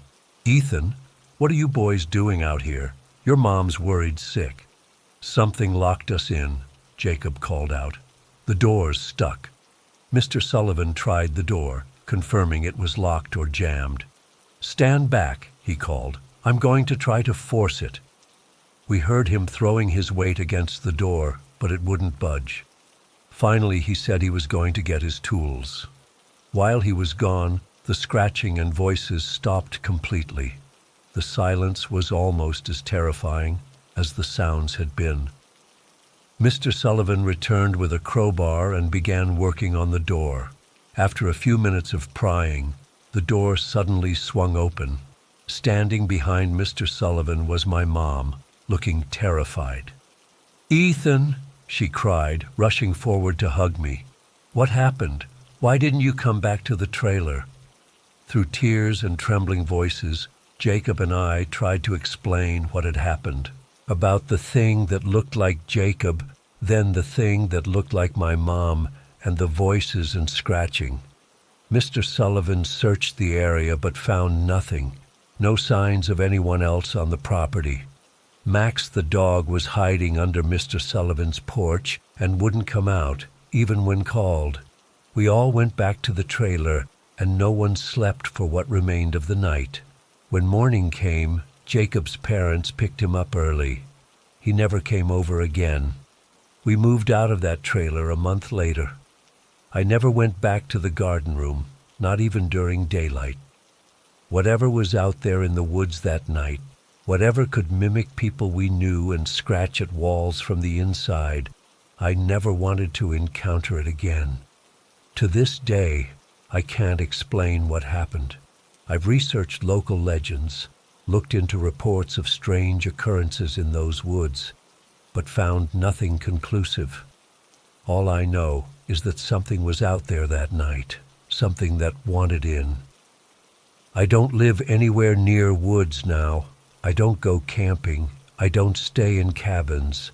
And I always keep a light on at night, because sometimes, when it's too quiet, I can still hear that scratching in my walls.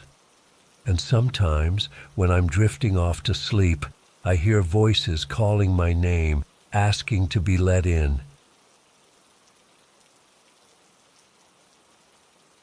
I still can't believe what happened that night at Hillcrest Dairy. It's been almost 8 months now, but I still wake up in cold sweats hearing that goddamn chittering sound. I've never told anyone the full story until now because, honestly, who would believe me? But I need to get this off my chest, and maybe someone here has experienced something similar. I was 23 at the time, working security at this small dairy farm in Millfield, Ohio. Not exactly my dream job, but it paid $16 an hour, which was decent for the area, and the night shifts fit well with my community college schedule. The work was pretty straightforward. Patrol the property, check the locks, make sure the equipment was secure, and most importantly, ensure all the cows were accounted for and locked in their stalls for the night. The farm owner, Mr. Harkness, was obsessive about his cows. Each one had a numbered ear tag and its own assigned stall with a combination lock. I thought it was excessive at first, but he'd explain how his cows were premium stock, worth thousands each. There had been cattle thefts in the county before, so I guess his paranoia wasn't totally unfounded. My coworker Corey handled the earlier shift. He was in his 30s, a local guy recovering from meth addiction. He was actually pretty cool when he was stable, but sometimes he'd get these paranoid episodes where he'd ramble about things watching from the woods and other weird shit. I figured it was just leftover damage from the drugs. Mr. Harkness kept him on as a favor to his brother, who was some big deal at the local bank. The night everything happened, I showed up for my 10 p.m. shift and immediately knew something was wrong. Mr. Harkness's truck was still there, and I could hear shouting coming from the office. As I got closer, I caught parts of the argument. "How the hell do you lose a whole cow, Corey? They don't just disappear." Harkness was screaming. I hung back, not wanting to get involved. After about 15 minutes, Corey stormed out, face red and eyes watery. He brushed past me without a word, got in his beat-up Civic, and sped away, kicking up gravel. Mr. Harkness came out looking exhausted. He explained that cow number 29 was missing from last night's count, and Corey couldn't explain it. The security cameras had been malfunctioning, according to Corey, and there was no sign of break-in. Harkness had just fired him and now needed me to take over both shifts until he found a replacement. Double pay, he offered before I could object. Just make damn sure nothing else goes missing. I couldn't turn down double pay, so I agreed. He handed me Corey's set of barn keys and a clipboard with all the cow numbers and stall combinations, then left me with instructions to do a full inventory and clean up. The farm was eerily quiet that evening. It was early November and the sun was already down by 5 p.m. A light fog had settled over the fields, making the security lights look like hazy orbs. I did my rounds of the perimeter fences first, all intact. The gates were locked. If someone had stolen cow number 29, they must have had inside knowledge. Around 8 p.m. I started sweeping the main barn where the milking stations were. That's when I found something weird, a plastic ear tag under one of the feeding troughs. I picked it up and turned it over in my hand. It was yellow with black numbers, 29. So the cow had lost its tag. That made more sense than a theft. Maybe it had gotten mixed in with another farm's cattle during transport or something. But as I swept around the same area, I found something else that made my skin crawl. Small skeletal remains scattered in a corner. They looked like bat bones, but arranged in a bizarre pattern, almost like they'd been placed deliberately in a circle. Next to them was a dark stain on the concrete that I couldn't identify. I took a picture with my phone and texted it to Mr. Harkness with the message, "Found number 29's tag and some weird bones. Maybe a bat got in." He didn't respond, which wasn't unusual. Cell service at the farm was spotty at best. By 9:30 p.m., it was time to bring in the cows from the night pasture for lockup. This was normally Corey's job, but now it fell to me. I grabbed the flashlight and headed out to the field. The cows were mostly gathered near the barn entrance already. Creatures of habit, they knew when it was time to come in. I counted 47 head as I guided them toward the barn. But something caught my eye near the edge of the property, where the field met the tree line. A single cow was standing alone, about 100 yards from the others. Even from a distance, I could tell something was off about the way it was positioned. Its tail was sticking straight out, not hanging down naturally. Its feet were planted unusually far apart, like it was bracing itself. And its head was tilted at almost a 90-degree angle, like it was trying to look at something with its ear. I figured it might be sick or injured, so I walked over, shining my flashlight ahead. As I got closer, I noticed it didn't have an ear tag. A chill ran through me as I realized the only empty stall inside would be Shakta 29's. "Come on, girl," I called out, trying to sound calm. "Time to go in." The cow didn't move. It just stood there, frozen in that unnatural position. My flashlight beam finally illuminated its face, and what I saw made me stop in my tracks. Its eyes were peeled open too wide, unblinking, and seemed to reflect the light differently than a cow's eyes should. Its mouth was hanging slightly open and drooping to one side. But what really freaked me out was when I got within about 15 feet, I heard a sound coming from it. Not a moo, not breathing, but a faint, rapid chittering noise, almost like insects or radio static. Then its ear, the one pointing skyward due to the tilted head, began to move. Not twitching like a cow swatting flies, but rising up and then oscillating in small circles like the periscope of a submarine scanning the horizon. "What the fuck?" I whispered, my breath fogging in the cold air. Against my better judgment, I moved closer and extended my hand slowly to touch its flank. The texture was all wrong. It felt like clay with hide draped over it, slightly cool and yielding in a way that animal muscle doesn't. I yanked my hand back. "Let's go," I said more firmly, giving it a gentle push toward the barn. It wouldn't budge, not even a shift of weight. It was like trying to move a statue. I took a step back, my heart pounding. Something was very, very wrong with this cow. I decided to leave it and take care of the other cows first. I'd call the vet or Mr. Harkness after securing the rest of the herd. As I turned to walk away, I heard movement behind me. The cow was following me now, but its gait was off. Too stiff, too mechanical, like it was having to consciously remember how a cow walks. I quickened my pace, and so did it. By the time I reached the barn where the other cows were already filing in, I was practically jogging, and that thing was keeping pace about 20 feet behind me. I could still hear that chittering sound, slightly louder now.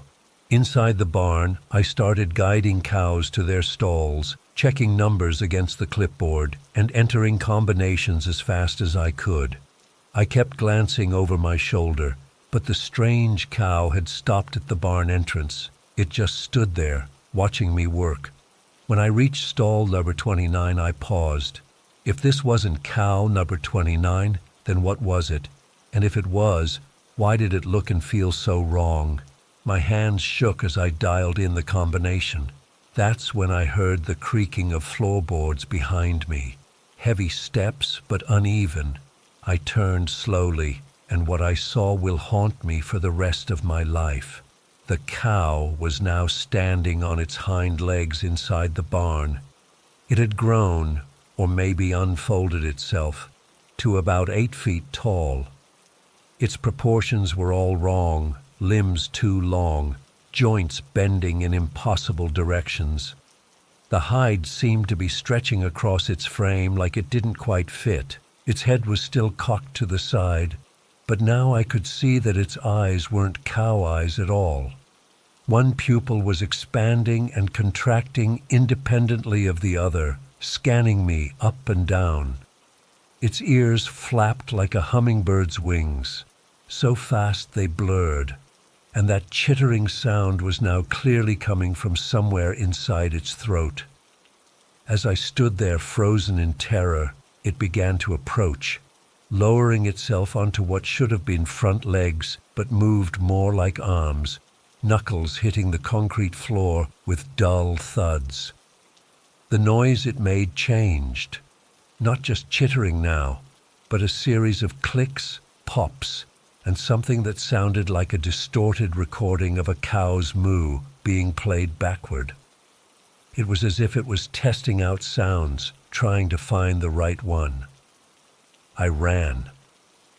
I don't remember making the decision to move, but suddenly I was sprinting past the thing, feeling the air displacement as one of its limbs swiped at me, missing by inches.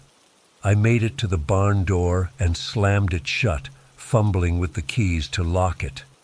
From inside, the pounding began immediately. Not the random movement of a panicked animal, but deliberate, powerful blows against the door. The wood cracked and splintered with each impact. The metal hinges groaned and began to pull away from the frame. I didn't wait to see if the door would hold. I ran to my car, hands shaking so badly I could barely get the key in the ignition. As I sped down the gravel driveway, I looked in my rearview mirror and saw the barn door explode outward. Something large and dark emerged, moving in a bizarre, lurching gallop on all fours toward my car. I floored it, fishtailing onto the main road, and didn't slow down until I reached town. I called Mr. Harkness from a gas station parking lot, barely able to form coherent sentences. He thought I was drunk or high, told me to sleep it off, and we'd discuss my episode in the morning. I didn't go back. I called the next day to quit, but he'd already fired me for abandoning my post.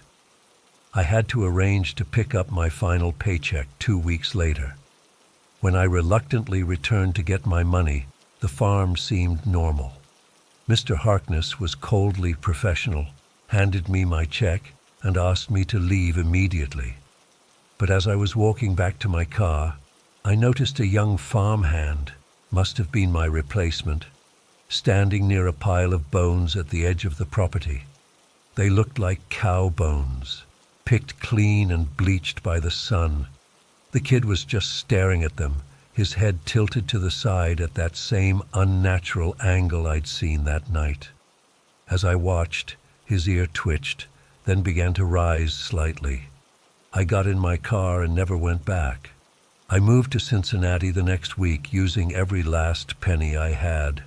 I still don't know what that thing was or what happened to the real cow number 29. Sometimes I convince myself it was just stress or exhaustion making me see things.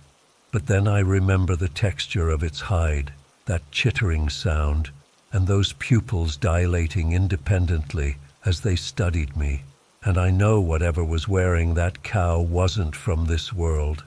And sometimes, when it's quiet at night, I swear I can hear that same chittering coming from somewhere outside my window. I never thought a stray cat would turn my life into a living nightmare. It's been about 3 weeks since I fled my home, and I'm still jumping at shadows. I just need to get this all out before I lose my mind completely. I lived, I guess, in a small house at the edge of town, backed up against this marshy, wooded area. Nothing fancy, just a little 2-bedroom place that I could afford on my own after my divorce. I liked the privacy. No neighbors right on top of me, just trees and the occasional wildlife. That was part of the appeal. About 4 months ago, I noticed this black cat hanging around my back porch. Super skinny thing, like it hadn't eaten in weeks. What really got me, though, were its eyes. They were this weird tar black color. Not normal cat eyes at all. They didn't reflect light like cat eyes should. You know that shine cats get when light hits their eyes? None of that. Just empty black pools. I've always had a soft spot for animals, so I started putting out some leftover chicken for it. Nothing fancy, just whatever I had left from dinner. The cat would show up around dusk, eat whatever I left, and then slink back into the swampy woods behind my house. Never let me get close, though. If I tried to approach, it would hiss and back away, fur all puffed up. After a couple weeks of this routine, I started finding presents. You know how cats bring dead things to their owners? Well, this cat apparently decided I was its person. First, it was just small stuff. A dead sparrow, a field mouse. Gross but normal cat behavior, right? I'd just use a plastic bag to pick them up and toss them in the trash. But then the gifts started getting bigger. A fat rat, then a squirrel. Then one morning I found a whole possum, its neck clearly broken. That freaked me out a bit. I mean, possums are pretty big. How the hell was this scrawny cat taking down animals that size? But I figured maybe it found it already dead. Scavenger behavior or whatever. The cat itself started to look different too. Not healthier like you'd expect from regular feeding. Its fur remained patchy and dull, but it seemed to be getting slightly bigger. Not fatter, its ribs still showed, but like its frame was expanding, and its movements became more, I don't know how to describe it, calculated, less like a normal cat's lazy prowling, and more like something studying its surroundings. Then came that morning about 3 weeks ago. It had been foggy overnight, and when I woke up, I couldn't see much out my back window except this thick white soup. I made coffee, and when I went to open the back door to check for any gifts to clean up before heading to work, I froze. My entire backyard was covered in dead animals, not just one or two, dozens of them. Birds, squirrels, possums, rabbits, even what looked like someone's pet ferret. They were arranged in this weird, almost deliberate pattern across the lawn. And sitting right in the middle of it all was the black cat, perfectly still, staring directly at my door like it had been waiting for me to open it. I slammed the door shut and locked it. My hands were shaking so bad I dropped my coffee mug. It shattered on the kitchen floor, but I barely noticed. I just kept backing away from the door until my back hit the refrigerator. I called in sick to work. No way was I going out there. I spent the day peeking through the blinds, watching the cat. It didn't move for hours, just sat there in the middle of the carnage, occasionally grooming itself. Around noon, it finally got up, stretched, and disappeared into the woods. Only then did I work up the courage to go outside with garbage bags and clean up the mess. The smell was awful. Some of the animals looked like they'd been dead for days, bloated and starting to rot. Others seemed freshly killed. And the strangest thing? None of them had been eaten, just killed and arranged in my yard. It took me almost 2 hours to clear everything, and I had to stop twice to throw up.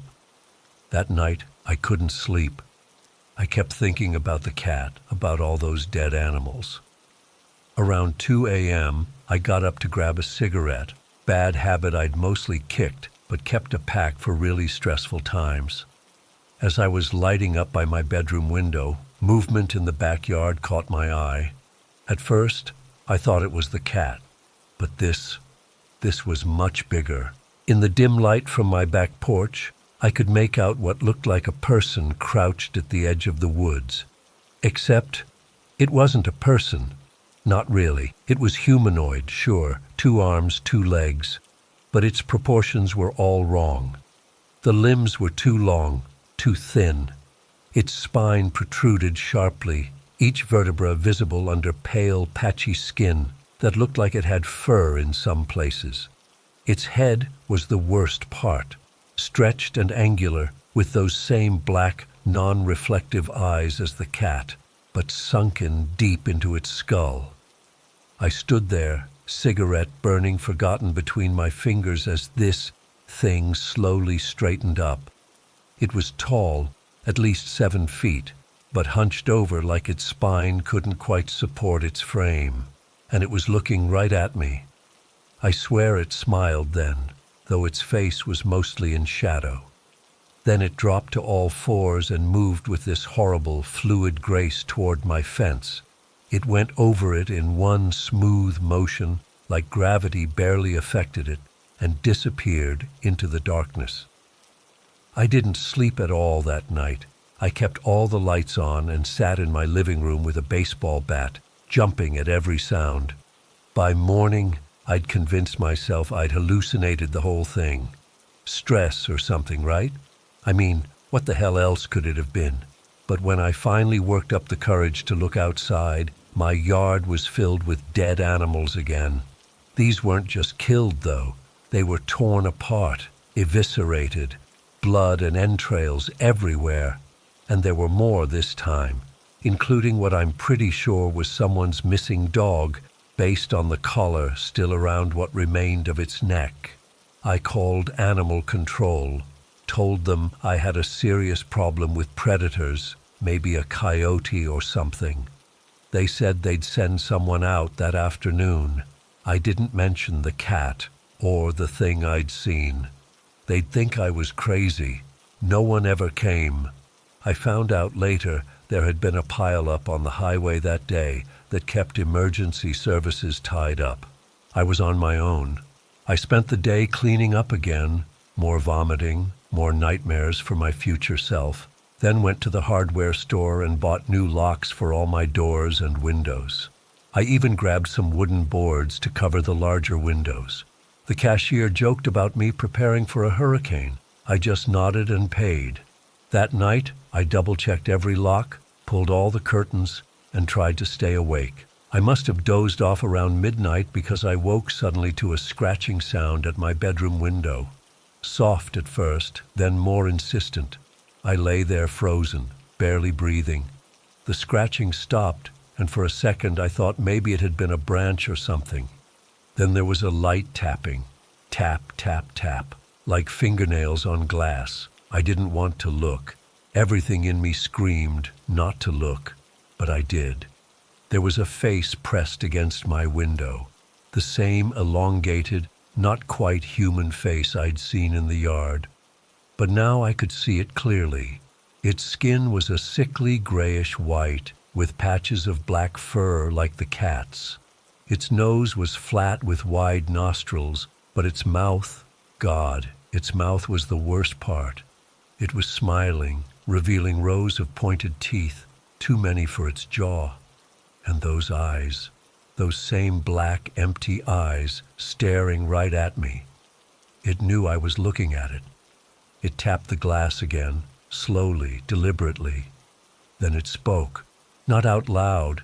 The window was closed, but somehow I heard it in my head. A rasping, hissing voice that said just one word, mine. I lost it.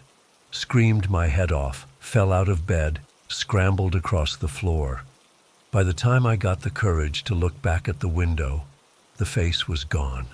I grabbed my phone, my wallet, and my car keys and ran out the front door in just my pajamas.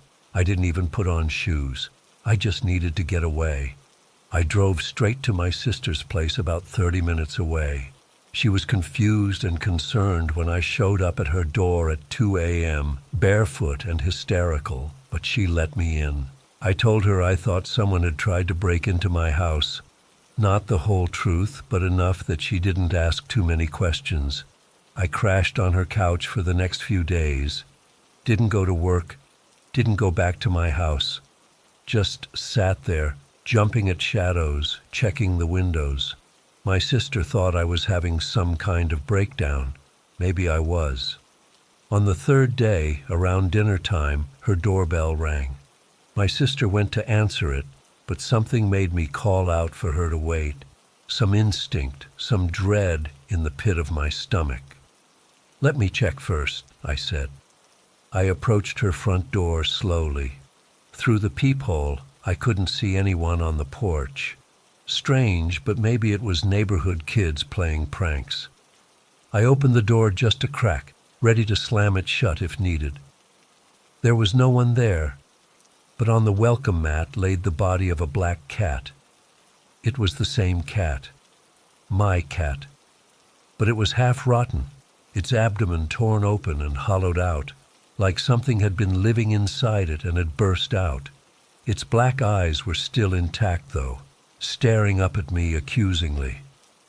I slammed the door and locked it, then ran to the bathroom and threw up until there was nothing left. When my sister finally got me to explain, I couldn't tell her everything. Just that someone was stalking me, that they'd killed an animal and left it as a threat. We called the police. They came, took the cat's body away, took my statement. They said it was probably just kids being cruel, or maybe someone with a grudge against me. They promised to drive by my house, check things out. I didn't go back with them. I couldn't. I knew what was waiting. There wasn't something the police could handle. I've been staying at a motel since then. Different one every few nights. I've called in to work, told them I needed a leave of absence for personal reasons. My boss wasn't happy, but he agreed. I don't know what to do next. I can't go home. I don't think I'll ever be able to go home again. But I can't keep running forever either. The worst part? Sometimes at night, I swear I hear scratching at whatever motel room door I'm behind. Soft at first, then more insistent. And that voice in my head, that rasping hiss saying, "Mine." I never should have fed that cat.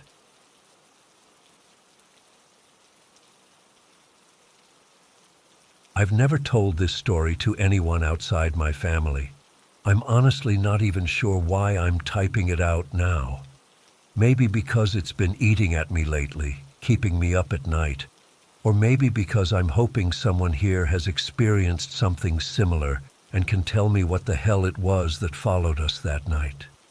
This happened when I was around 11 years old. I grew up on the outskirts of the Navajo Nation in Arizona. My family lived in a small house about 20 minutes from the nearest town. We were pretty isolated out there, with our closest neighbors being a good half-mile away. One weekend in late October, my Uncle Sam came over to take me firewood gathering. This was a normal thing for us. Winter was coming, and we needed to stock up. My dad usually took me, but he had hurt his back that week at work, so Uncle Sam stepped in. I was actually excited because Uncle Sam always had the best stories and would let me control the radio in his old blue Chevy pickup.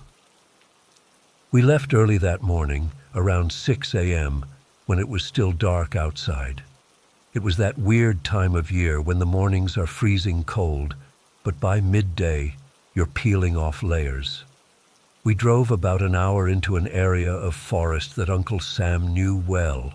He said the fallen pines there were perfect for splitting. We spent the whole day gathering wood. Uncle Sam would use his chainsaw to cut the bigger logs while I collected smaller pieces and loaded them into the truck bed. It was hard work, but I enjoyed being out there with him. The forest was quiet except for the occasional bird call and the sound of the chainsaw ripping through wood. Time went by fast. Before I knew it, the sun was starting to set. Uncle Sam looked up at the sky and said we needed to head back. There was urgency in his voice that I hadn't noticed before. "We don't want to be out here after dark," he said, tossing the last few logs into the truck. Something about the way he said it made my stomach tighten a little. By the time we finished securing the load with bungee cords and tarps, the sun had already dipped below the tree line. The forest looked different as darkness crept in. The shadows between the trees seemed to stretch and deepen. Uncle Sam kept looking around nervously while we packed up, which wasn't like him at all. He was always the calm one, the one who laughed off scary stories around campfires. We got into the truck and started the drive back home. The headlights cut through the growing darkness as we bumped along the dirt road. The radio was playing some country song, but Uncle Sam had turned it down so low I could barely hear it. He was gripping the steering wheel tight, his knuckles white. About 15 minutes into our drive, we turned onto an even more remote dirt road. A shortcut Uncle Sam knew that would shave about 20 minutes off our trip. The road was rough, with potholes that made the truck bounce and the firewood in the back shift around. The forest was thicker here, the trees crowding close to the road on both sides. That's when I felt it, a sensation like cold fingers pressing against the back of my neck.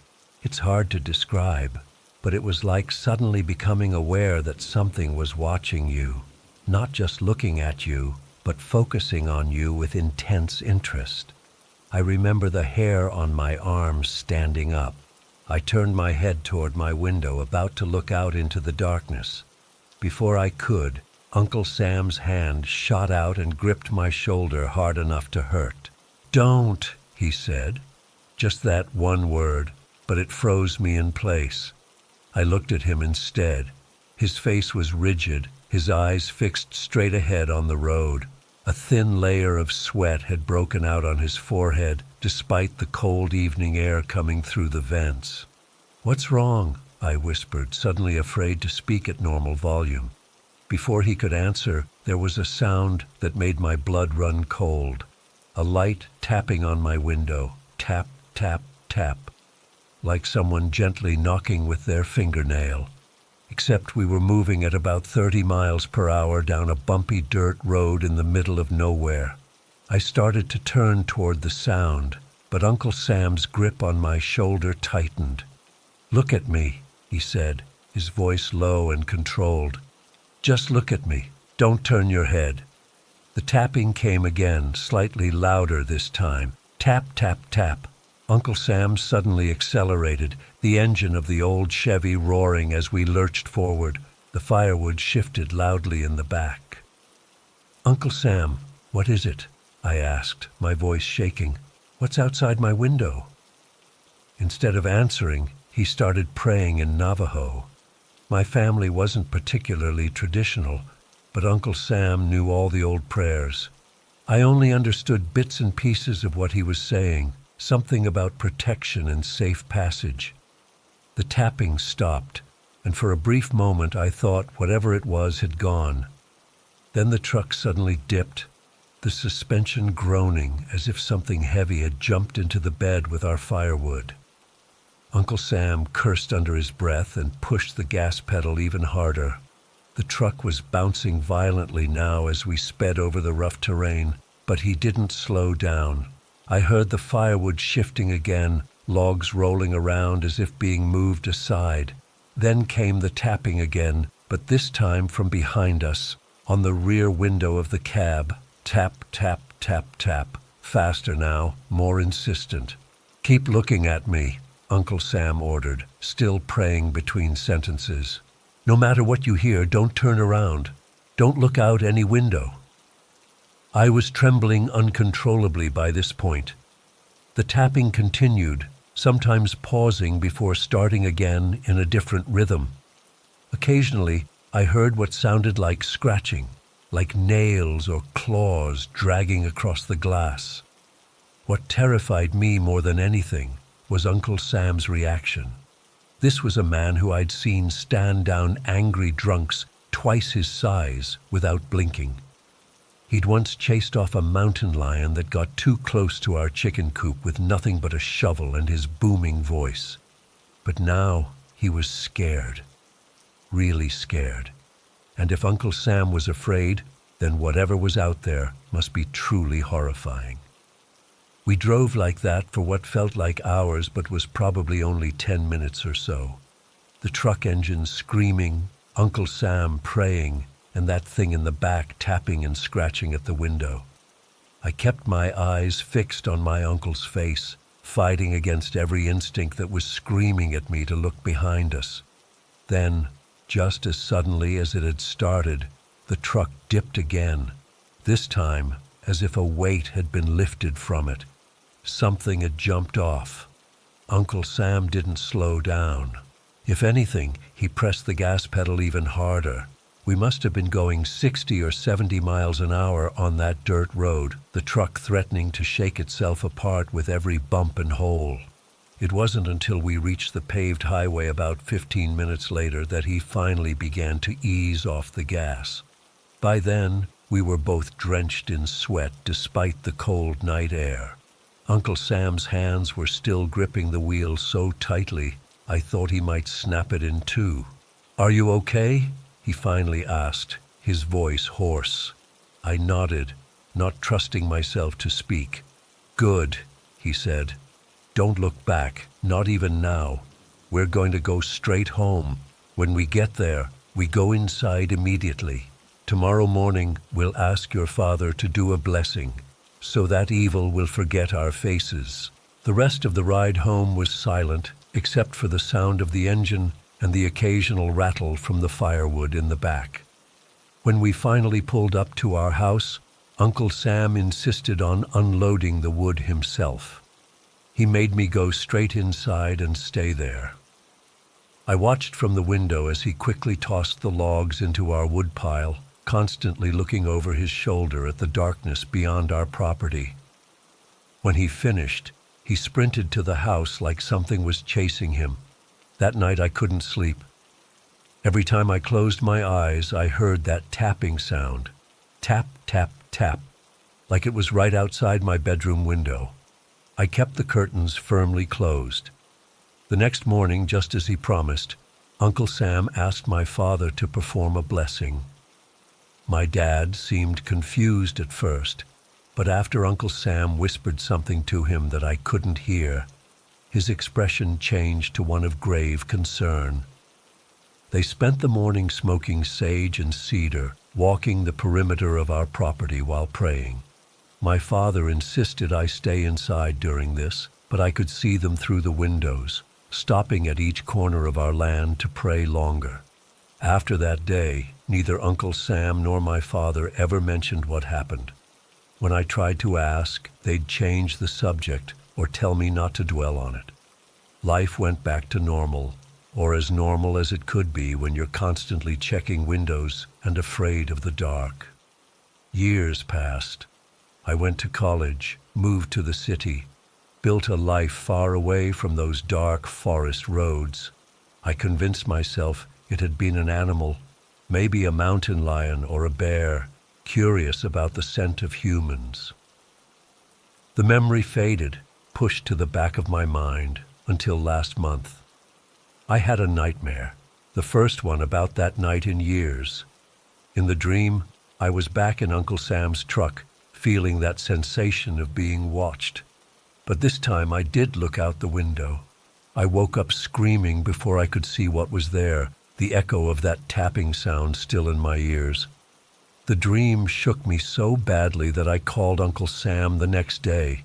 He's in his 60s now, still living in the same house near where I grew up. When I brought up that night, there was a long silence on the line. "I hoped you'd forgotten about that," he finally said, his voice sounding older and more tired than I remembered. "I need to know, Uncle Sam. What was it? What was out there that night?" Another long pause. "Why are you asking now? Did something happen?" I told him about the nightmare, about how real it had felt, how the tapping sound had followed me into wakefulness. He sighed heavily. "I saw it, just for a second, when we first felt it watching us. It had eyes like brake lights, red and glowing in the dark between the trees. Not animal eyes, something else." A chill ran through me. "What was it?" "I don't know," he admitted. The elders have stories about things that live in the deep places of the forest, things that aren't animal or human, things that are hungry in ways we can't understand. "But why didn't you stop when it was in the truck bed?" I asked, the question that had bothered me for years finally coming out. "Why did we keep driving with it back there?" His answer made my blood run cold. "Because it wasn't alone," he said quietly. "There were others, following alongside us in the trees. I could see their eyes, too, flickering between the trunks as we drove. If we had stopped..." He trailed off. We talked a little longer, but he wouldn't tell me more. Before hanging up, he warned me not to think about it too much. "Some memories are better left buried," he said. "Some things notice when you remember them." That was 3 weeks ago. Since then, I've been waking up every night around 3 a.m.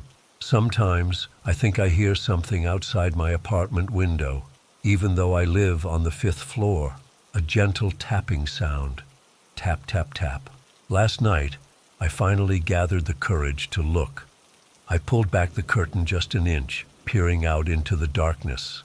I didn't see anything, but as I was about to let the curtain fall back into place, I noticed something strange on the glass.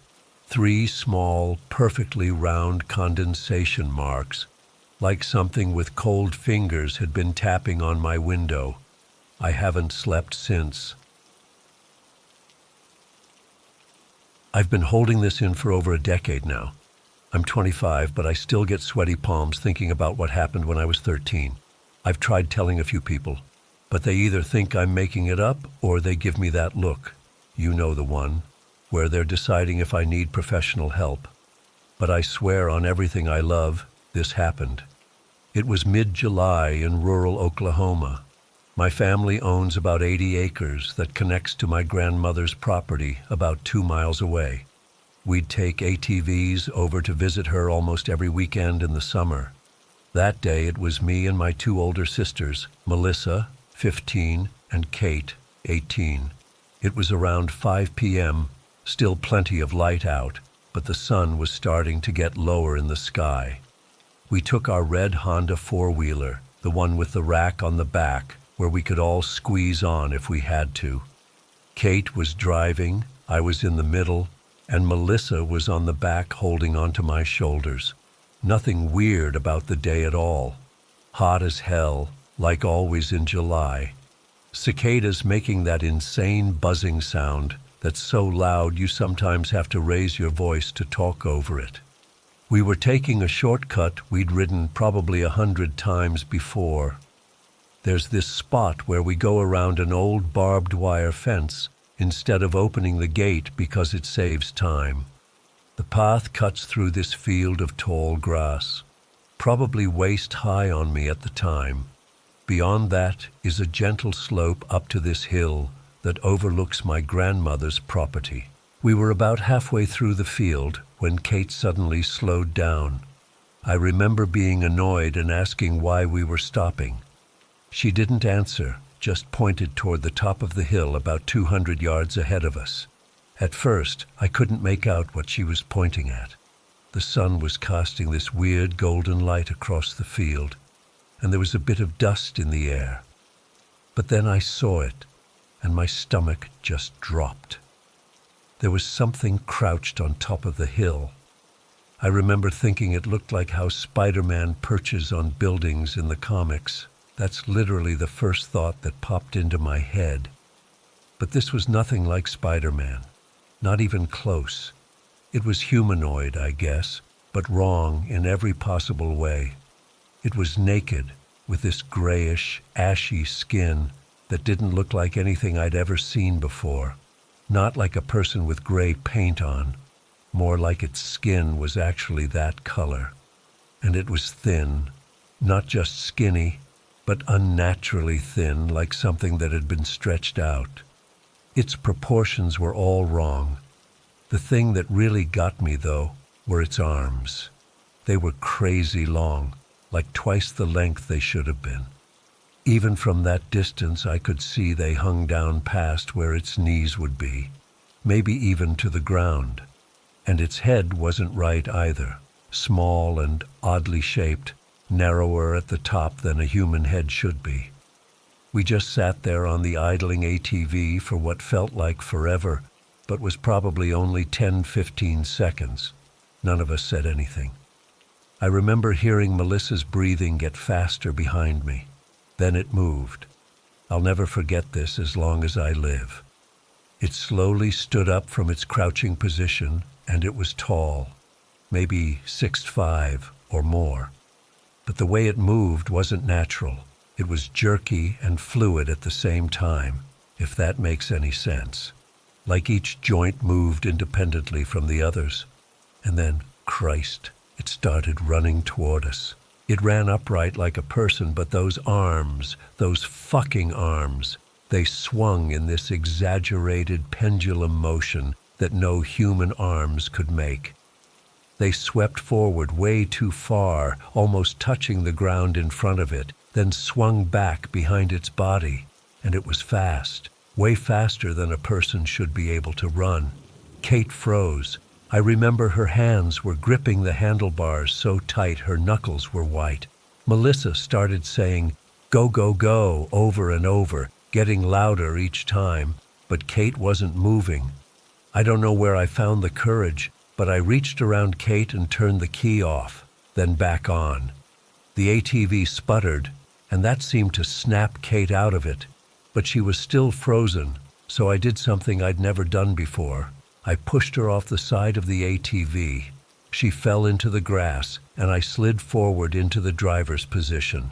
I'd driven the ATV before, but never with passengers. I twisted the throttle as hard as I could, and we lurched forward, almost throwing Melissa off the back. I turned us around in a tight circle, nearly tipping over, and started heading back the way we came. Kate was on her feet now, screaming at us to stop. I slowed down just enough for her to jump on the back behind Melissa, and then I gunned it again. Melissa kept looking back and screaming, "It's following us! Oh my God, it's still coming!" I didn't look back. I couldn't. I was too scared that if I took my eyes off where we were going, we'd crash or worse. I'd see that thing right behind us. I could feel Melissa's fingernails digging into my shoulders through my t-shirt as she held on. The ATV had a top speed of maybe 35 mph, but it felt so much slower with 3 people on it. The engine was whining, struggling with our weight. We hit bumps that nearly sent us flying, but somehow I kept it upright. The whole time, Kate and Melissa were screaming that it was still chasing us. I finally risked a quick glance back and saw it. It was maybe 100 yards behind us, but closing the gap. Its running style was all wrong. Its legs moved like a person's, but its upper body barely moved at all, like it was gliding, and those arms swinging in that impossible way. It was like watching something that had studied humans but didn't quite understand how our bodies worked. We hit the edge of the field where there's a slight drop-off to a dirt road. I didn't slow down at all, and we caught air for a second before slamming down hard on the road. The impact jarred my teeth and sent pain shooting up my spine, but I kept going. The road led straight back to our house, and it was smoother than the field, so I was able to go faster. After about 30 seconds, Melissa's screaming changed. "I don't see it anymore. I don't see it." Kate was still looking back too. "It stopped at the edge of the field. It's just standing there watching us." I still didn't look back. I kept that throttle twisted all the way until we reached our driveway. I was so panicked that instead of slowing down to make the turn, I just drove straight through our front yard and right up to the house. I couldn't control our speed well, and we crashed right into the corner of our deck. The ATV died immediately. We all scrambled off it and ran into the house, screaming for our parents. My dad was in the kitchen making dinner, and my mom was in the living room. They both looked completely shocked when we burst in. We were all talking over each other, trying to explain what we'd seen. I remember my mom's face, how it went from confused to concerned as she realized how genuinely terrified we were. My dad went to the window that faces the field, but of course, there was nothing to see from that distance. My mom sat us down and made us explain one at a time. Kate went first, then me, then Melissa. We all described exactly the same thing. My dad kept asking if it could have been a person, maybe someone trespassing, but we were adamant. No person has arms like that or moves that way. After we calmed down a bit, my dad called a couple of our uncles who lived nearby to warn them there might be someone or something on our property. He grabbed his shotgun and went outside to check around the house and barn, but he didn't go all the way out to the field. That night, none of us could sleep. Kate and Melissa ended up in my parents' room, and I stayed on the couch with all the lights on. I kept imagining those long arms reaching through the windows or doorways. The next day, my dad and two uncles went out on ATVs to search the area. They didn't find anything. No footprints, no broken grass paths, other than the ones our ATV had made. Nothing. My dad suggested it might have been a sick or injured deer that we misidentified in the evening light, but none of us bought that explanation. In the years since, I've tried to come up with logical explanations. Maybe it was a person with some kind of condition that affected their appearance. Maybe it was someone playing a prank with stilts or prosthetics. But deep down, I know what we saw wasn't human. What bothers me the most is the way it moved.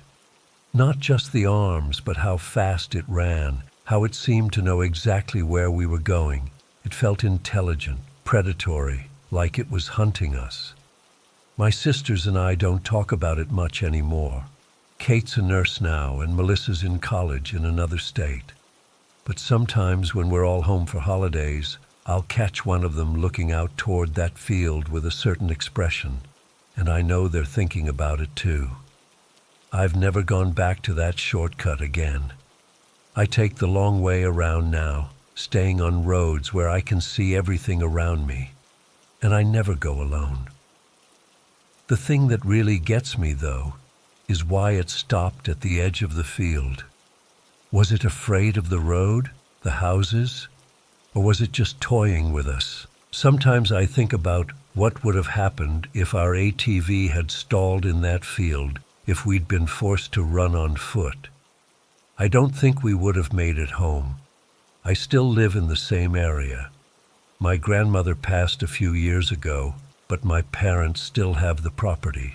Every now and then I'll hear stories from people in nearby towns about strange sightings or unexplained things, and I always wonder if it's the same entity, whatever it was. I know how this sounds. If I read this online, I'd probably think it was made up too, but I swear it happened exactly as I've described it. And sometimes, on hot summer evenings, when the cicadas are buzzing and the sun is casting that same golden light across the fields, I find myself scanning the hilltops, half expecting to see that thin gray figure crouched there, watching and waiting. I still get goosebumps thinking about what happened to me back in 2006. It's been years, but I can't shake it. I've never been the type to believe in monsters or ghosts or whatever, but after what I saw that night on Pine Ridge, I don't know what to believe anymore. I had just gone through a nasty divorce with Sarah Running Bear's sister. Things fell apart fast, and I suddenly found myself with nowhere to go. Sarah offered to let me crash at her old mobile home on the reservation, since it was sitting empty. The place was about 1.5 miles from the main road, tucked away behind these plum bushes and chokecherry trees. You couldn't even see it from BIA 23 unless you knew it was there. I pulled up to the property around 7 p.m. It had been a long drive, and I was beat. The trailer looked pretty run down, some broken windows patched with plywood, the skirting hanging loose in places. It wasn't much, but it was better than nothing. I had my stuff in the back of my Tahoe, and I figured I'd check out the trailer first before unloading. The inside was musty and cold, no electricity. A few pieces of broken furniture were scattered around, and there were some animal droppings in the corners. I wasn't exactly thrilled about staying in there, so I decided to just sleep in my SUV for the night. I had my blankets and pillow, plus some snacks and a portable DVD player to pass the time. As the sun went down, I reclined my seat, got comfortable, and started watching a movie. It was peaceful out there. No traffic noise, no neighbors, just the sound of the wind in the trees. I remember looking out at the sky, thinking how clear it was, with the stars coming out one by one. The moon was bright enough that I could make out the shapes of the trees and bushes surrounding the property. Around 11 p.m., I was halfway through my second movie when I got this weird feeling. My skin started tingling like when you can tell someone's watching you. I paused the movie and listened. Nothing but crickets and the occasional rustle of leaves. I was probably just being paranoid, I told myself. Being alone out here in the middle of nowhere would make anyone jumpy. I tried to focus back on the movie, but that feeling wouldn't go away. My heart started beating faster for no reason. Then I heard something, a soft crunch of gravel outside, like footsteps, but slow and deliberate. I turned off the DVD player so the light wouldn't give me away and peered out through the tinted windows. At first, I didn't see anything, just the dark outline of the trailer against the night sky, but then something moved behind it. I squinted, trying to make sense of what I was seeing. A dark figure emerged from around the back corner of the trailer.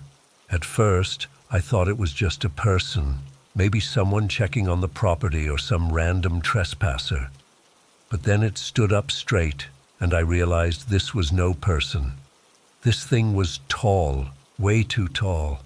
It towered over the roof of the trailer by at least 1.5 feet.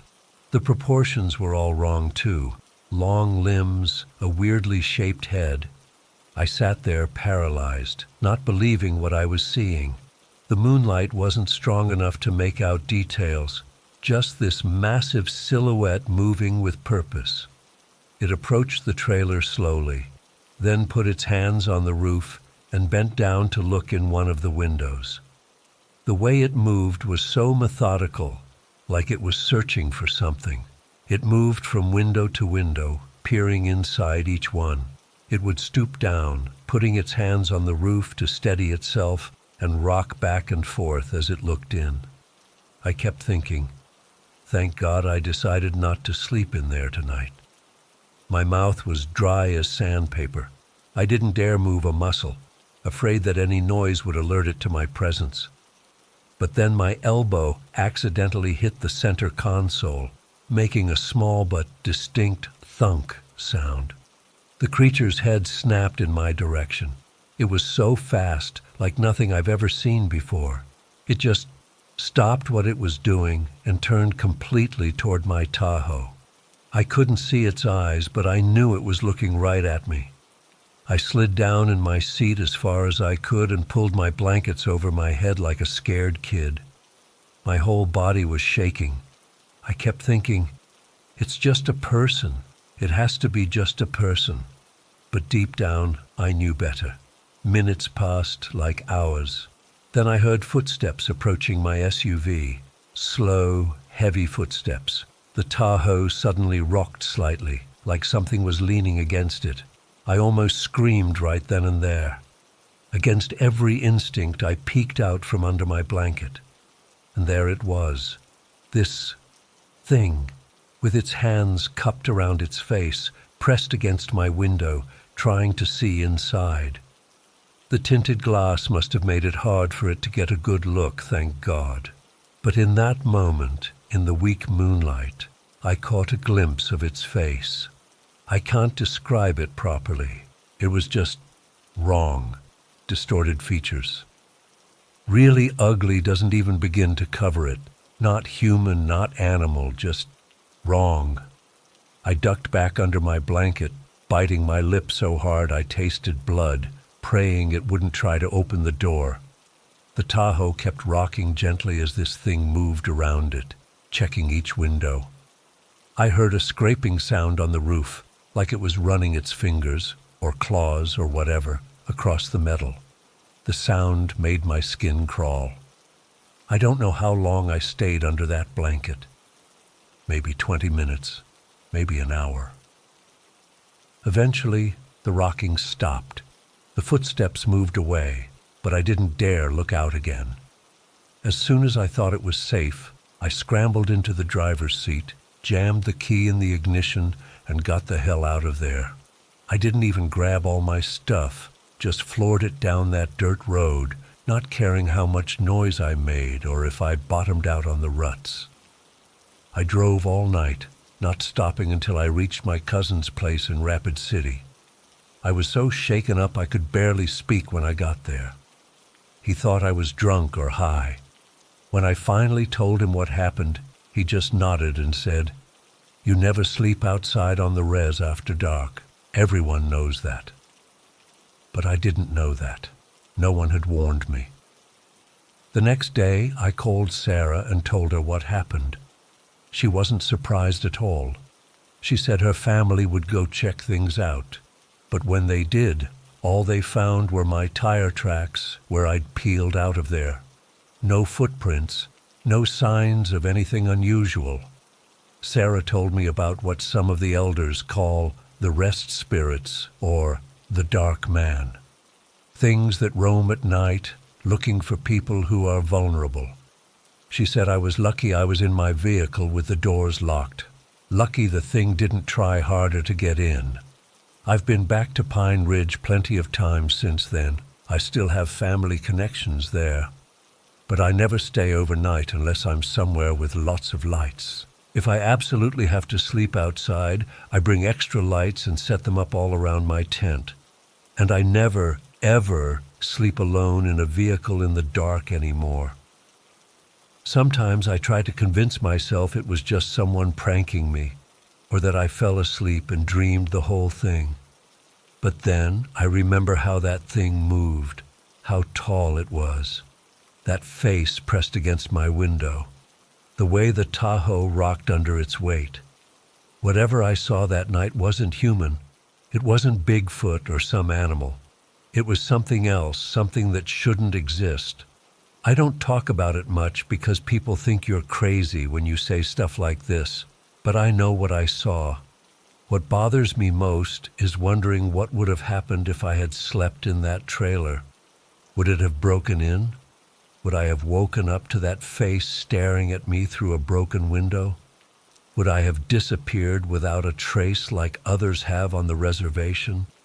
I still have nightmares about it, still wake up in a cold sweat thinking I hear something rocking against my bedroom window, still can't shake the feeling that maybe, just maybe, it followed me somehow, that it's still out there, watching and waiting. There are things in this world we aren't meant to understand, things that live in the darkness and watch us when we think we're alone. On the reservation, they respect that darkness. They understand what it hides.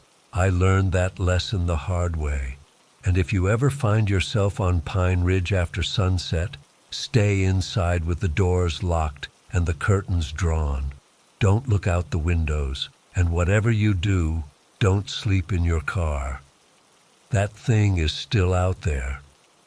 And I think about what might have happened if my window had been open, or if I'd been sleeping in that trailer instead of my Tahoe. I still don't know what it wanted, and honestly, I never want to find out.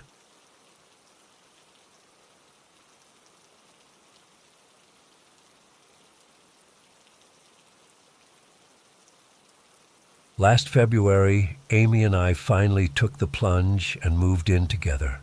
We'd been dating for almost 3 years, and it just made sense financially.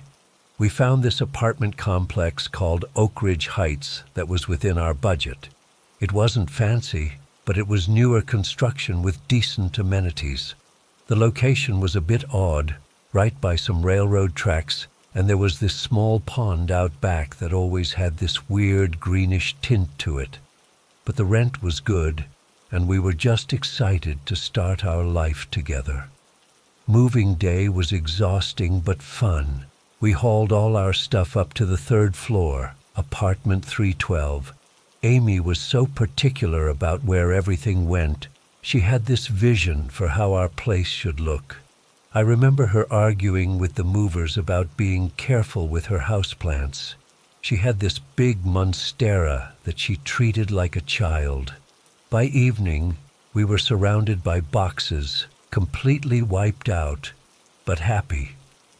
We ordered pizza and popped a bottle of champagne her parents had given us as a housewarming gift. That night, we slept on our mattress on the floor since we hadn't set up the bed frame yet. I remember falling asleep with her head on my chest, thinking how perfect everything felt. The next morning changed everything.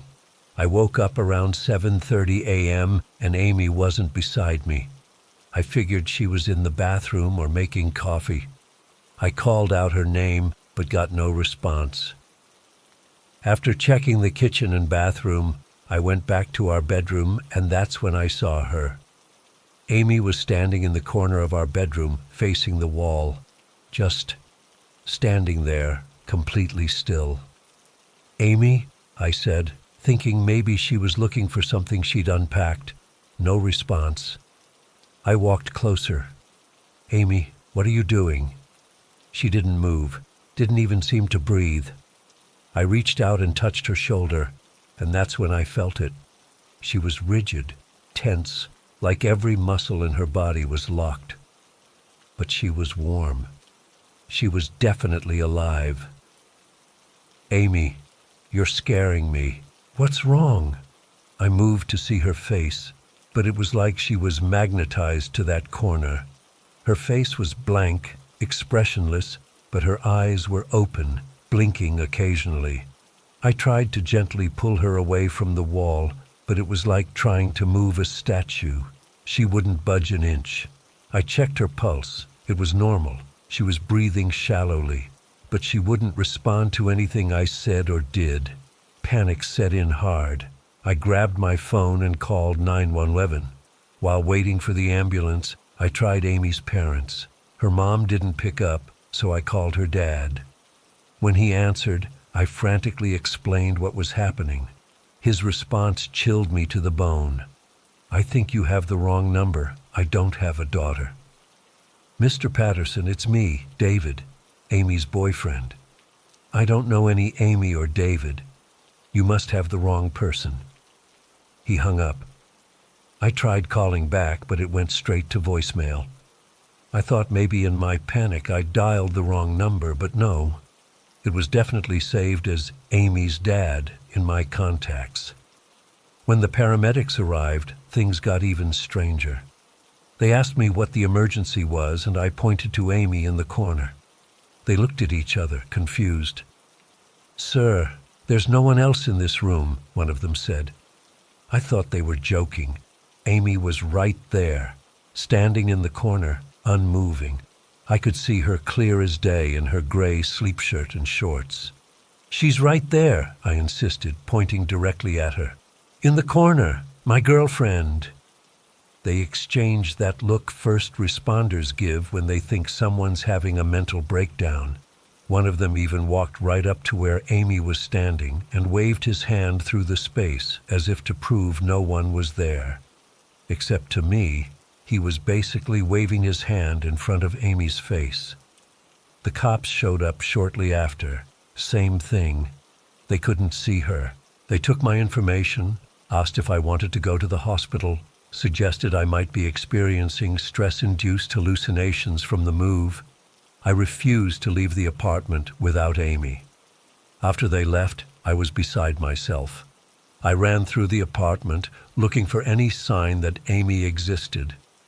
That's when I noticed all her things were gone. Her clothes weren't in the closet. Her toothbrush wasn't in the bathroom. Her plants, her books, her laptop vanished. Even the boxes labeled with her name were nowhere to be found. I ran downstairs to the parking lot. Her car was gone too, like she had never been there at all. I rushed to the leasing office, barely dressed, probably looking completely unhinged. I demanded to see our rental agreement. The property manager pulled it up on her computer, then turned the screen toward me. Only my signature was on the lease. Amy's name and signature had vanished. According to their records, I had rented a one-bedroom apartment alone. "But we signed it together yesterday. You were here," I shouted at the manager, who was now nervously reaching for her phone. "Sir, I've never seen you with anyone. You came alone to view the apartment, and you signed the lease alone 3 weeks ago." I left before she could call security or worse, the police again. Back in the apartment, Amy was still in the corner, unmoving, unreachable, but very much there. For the next few days, I tried everything. I called Amy's workplace. They had no record of an Amy Patterson ever working there. I contacted our mutual friends, and none of them remembered her. It was like she had been erased from everyone's memory except mine.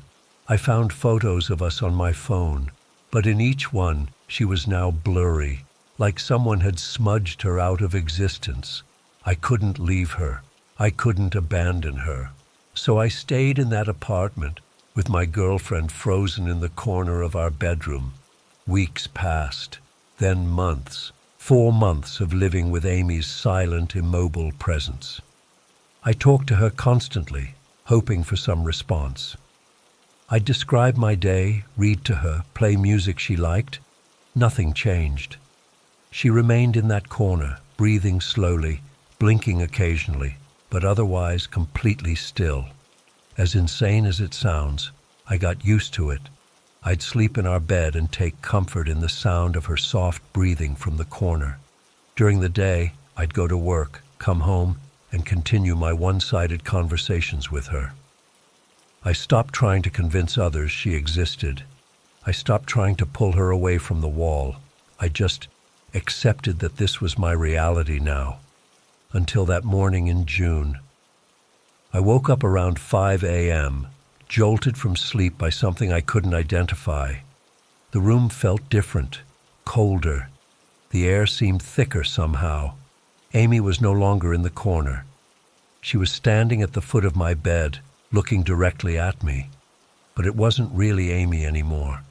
Her face was stretched into this unnatural smile that extended too far across her face. Her eyes were wide open and unblinking, and she wasn't breathing. I froze, unable to speak or move. We stared at each other for what felt like hours, but was probably only minutes. Then she spoke. Her voice was wrong, raspy and hollow, like it was coming from somewhere else and just using her mouth as an exit. "David, it's time for you to come join me. Take my hand, David. Come with me." She extended her hand toward me. It was pale, too pale, almost translucent. I could see the outline of bones beneath her skin. "Amy, what happened to you? Where have you been?" I managed to ask, my voice barely a whisper. She didn't answer my questions. She just repeated, "Take my hand, David. Come with me." "Where? Where would we go?" I asked. "Home," she said, still smiling that terrible smile. "We'll finally be home." I shook my head. "No, I can't. I don't understand what's happening." The moment I refused, something changed in Amy's expression. The smile remained fixed, but tears began running down her cheeks. Not normal tears. They were dark, almost black against her pale skin. But she didn't move. She remained at the foot of my bed, hand outstretched, crying those black tears. I got up and cautiously moved around her, keeping my distance. She didn't turn to follow me with her eyes. She remained facing the bed, hand extended toward where I had been lying. That whole day, she stayed in that exact position. I called in sick to work and paced around the apartment, occasionally checking to see if she had moved. She never did, just stood there, crying and smiling. My phone buzzed around noon. A text from an unknown number. "David, please take my hand. I need you to come with me." Then another. "It's Amy. Please help me." "David, I'm scared." Another. "I can't hold on much longer. Please take my hand." The text kept coming. Dozens of them, all from different numbers, but all claiming to be Amy. My voicemail filled up with messages. Amy's voice, sometimes clear, sometimes distorted, always begging me to take her hand. By evening, I was losing my mind. I hadn't eaten all day, hadn't slept. Amy was still in the same position, but her eyes had changed. They were bleeding now, thin streams of red running down her cheeks, mixing with the black tears. The smile had somehow grown wider, twisting her face into something inhuman. More texts, more voicemails, more pleas to take her hand. I found myself sitting on the kitchen floor, my back against the refrigerator, trying to think through my options. Could I leave, start over somewhere else? But the thought of abandoning Amy, whatever was left of her, made me physically ill. And what if this thing followed me? Amy had been my whole world. We had plans, dreams, and now she was this entity, standing in our bedroom, bleeding from her eyes, asking me to follow her somewhere unknown. 4 months of loneliness and confusion had worn me down. 4 months of talking to someone who never responded, of sleeping near someone who never moved, of living with a ghost that only I could see. I was exhausted in every possible way. I made my decision around midnight. I sent text messages to my parents and my sister, telling them I loved them. I ignored their concerned responses and calls. I wrote a short note explaining that I was going to be with Amy, though I knew they wouldn't understand what that meant. Then I walked into the bedroom. Amy was still there, still in the same position, still bleeding, still smiling. But when I entered, her head tilted slightly, acknowledging my presence for the first time. "I'm ready," I said, my voice steadier than I expected. "I'll come with you." The bleeding from her eyes stopped immediately. The smile softened into something almost recognizable as my Amy's smile. I approached slowly, my heart pounding so hard I could feel it in my throat. I reached out, my hand shaking, and hovered it just above hers. "Will it hurt?" I asked. She shook her head almost imperceptibly. "Will I see you again? The real you?" She nodded just as slightly. I took a deep breath, closed my eyes, and placed my hand in hers. Her fingers closed around mine, ice cold but surprisingly solid. I expected something, a flash of light maybe, a feeling of being pulled somewhere, but there was just her cold hand holding mine. I opened my eyes. Amy was looking at me, the unnatural smile gone, replaced by an expression of profound sadness. "David," she whispered, her voice sounding like Amy again, "you shouldn't have done that." Then she vanished. Not gradually, not dramatically. One moment she was there, the next she wasn't. And I was alone in the apartment, my hand still extended, holding nothing. That was a year ago. I still live in the same apartment. I've never seen Amy again. Not in the corner, not at the foot of my bed. The texts and voicemails stopped that night. I've tried to move on, to convince myself it was some kind of breakdown. But sometimes, when I'm falling asleep, I swear I can hear her breathing from the corner of the room. And sometimes, just as I'm waking up, I think I see a figure standing at the foot of my bed, hand outstretched, and sometimes I consider taking it.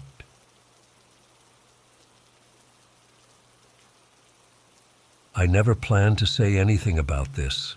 I mean, who would believe me anyway? But the nightmares won't stop, and I need to get this off my chest. Maybe writing it down will help. Maybe someone out there has experienced something similar and can tell me I'm not crazy. 6 years ago, I was living in a small town called San Miguel de Allende. It's about 4 hours from Mexico City. Beautiful place, really quiet, with cobblestone streets and colorful houses. I'd moved there to get away from the noise of the city, rented a small house in a neighborhood where everyone knew each other. Our community was tight-knit. We had weekend barbecues, helped each other fix roofs during the rainy season, that kind of thing. Nothing ever happened there. The most exciting event was usually when someone got a new TV or something. That all changed the night Pancho showed up. It was around 11 p.m., and I was about to go to bed when I heard the rumble of a large truck. We didn't get many visitors in our little neighborhood, especially not that late. I peeked through my window and saw this cargo truck backing up to the empty house across the street. 3 men jumped out, 2 younger guys who looked like hired help, and an older man who I'd later know as Pancho. They worked like crazy, unloading furniture, boxes, all sorts of stuff. By morning, it looked like he'd been living there for years. He'd even hung up curtains. Who moves in completely overnight? The next day, everyone was curious about our new neighbor. I walked over with my neighbor Miguel to introduce ourselves. Pancho answered the door with the biggest smile. He was probably in his 50s, with this weathered face but kind eyes. He invited us in for coffee like we were old friends. His Spanish had a strange accent I couldn't place. When I asked where he was from, he mentioned some place called Brujeria Tepersia. I've looked it up 1,000 times since then and found nothing. It's like the place doesn't exist. Pancho fit right in with our community. He was always helping people, bringing fruit from his little garden, telling jokes. But there were quirks. He'd chain his gate shut every time he left, even just to go to the store. And sometimes at night, I'd see him walking the perimeter of his property, throwing what looked like salt on the ground. When Miguel asked him about it once, Pancho just laughed nervously and said, Protection. Where I come from, we know about these things. Then he changed the subject. About 3 months after he moved in, something happened that still gives me chills when I think about it. It was around midnight. I was up late working on some bills when I heard shouting from Pancho's house, then crashes like furniture being thrown around. My first thought was that he was being robbed. I grabbed my machete, most of us kept one for yard work, and ran outside. Several neighbors were already in the street, also armed with whatever they could find. Miguel was there with his son, both carrying baseball bats. We approached Pancho's house cautiously. The sounds inside were terrifying. Glass breaking, thumps against the walls, and what sounded like a struggle between at least 2 people. Miguel knocked hard on the door. "Pancho! Pancho! Are you okay? Do you need help?" The noises instantly stopped. Complete silence. We all looked at each other, not knowing what to do. Should we break down the door? Call the police? After what felt like forever, we heard shuffling footsteps. The door opened a crack, and Pancho peered out. His face was different, not the cheerful man we knew. He looked ashamed, defeated. "I'm fine, friends. Everything is fine. Sorry for the disturbance." He tried to close the door, but Miguel put his foot in the way. "Are you sure? We heard fighting. Is someone hurt?" Pancho hesitated, then opened the door wider. That's when we saw her.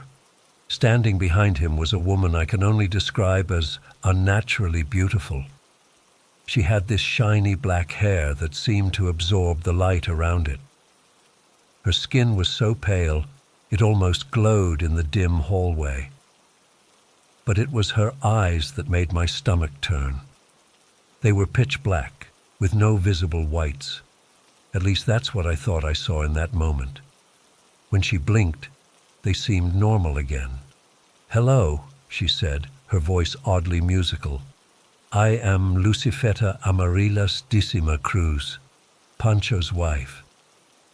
None of us knew he had a wife. He'd never mentioned her, not once in the 3 months we'd known him. Pancho just stared at the floor. "Yes, my wife has come to join me. I was not expecting her tonight." Lucifeta smiled. Her teeth were perfectly white and straight, almost too perfect. I wanted to surprise him. "I'm sorry for the noise. We were rearranging furniture." I glanced past them into the house. Nothing seemed out of place, not a single picture frame askew. But in the corner, I noticed a small pile of what looked like white dust. Salt, maybe?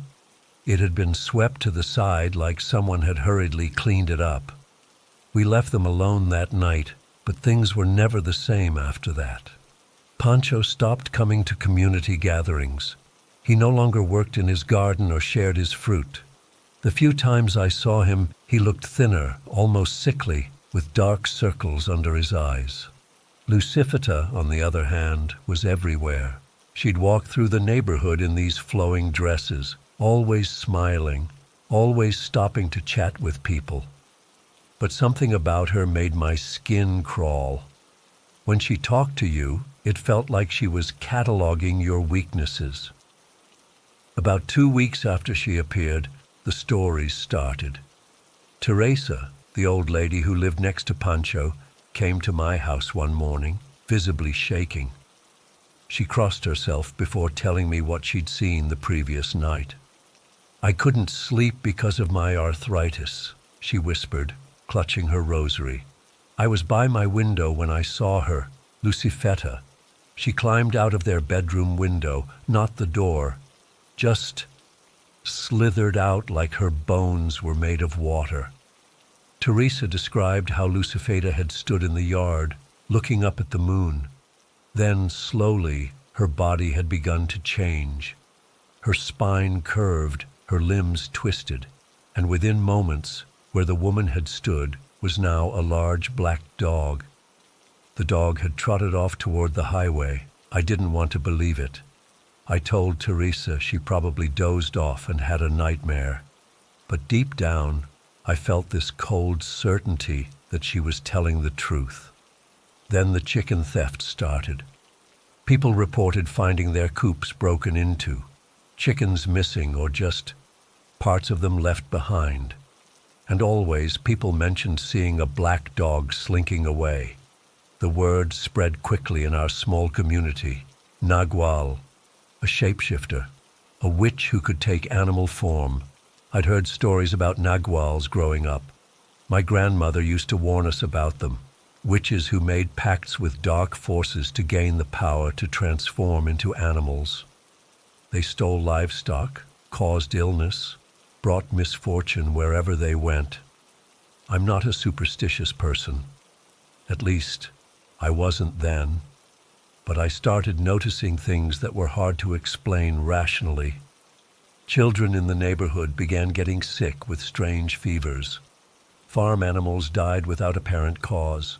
And Pancho, he was wasting away before our eyes, becoming a shell of the man we'd first met.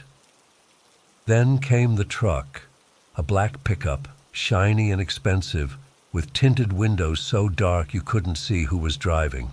It would show up at Pancho's house late at night. Lucifeta would emerge from the house, dressed like she was going to a fancy party, and get in. Pancho never went with her. He'd stand at the window watching until the truck disappeared, his face a mask of despair. The breaking point came about 5 months after Lucifera's arrival. I was at the local cantina with Miguel and some other men from the neighborhood when Pancho walked in. I hardly recognized him. He'd lost so much weight and his eyes had this haunted look. He sat down with us and ordered a tequila, then another. By his 4th drink, tears were streaming down his face. "I need help," he whispered, "but I don't know if anyone can help me now." That night, he told us everything. He'd met Lucifeta at a dance in his hometown. She'd given him what she called a love bracelet, a black cord with small bones woven into it. After putting it on, he couldn't get her out of his mind. He'd see her face in his dreams, in reflections while he worked on an offshore oil rig.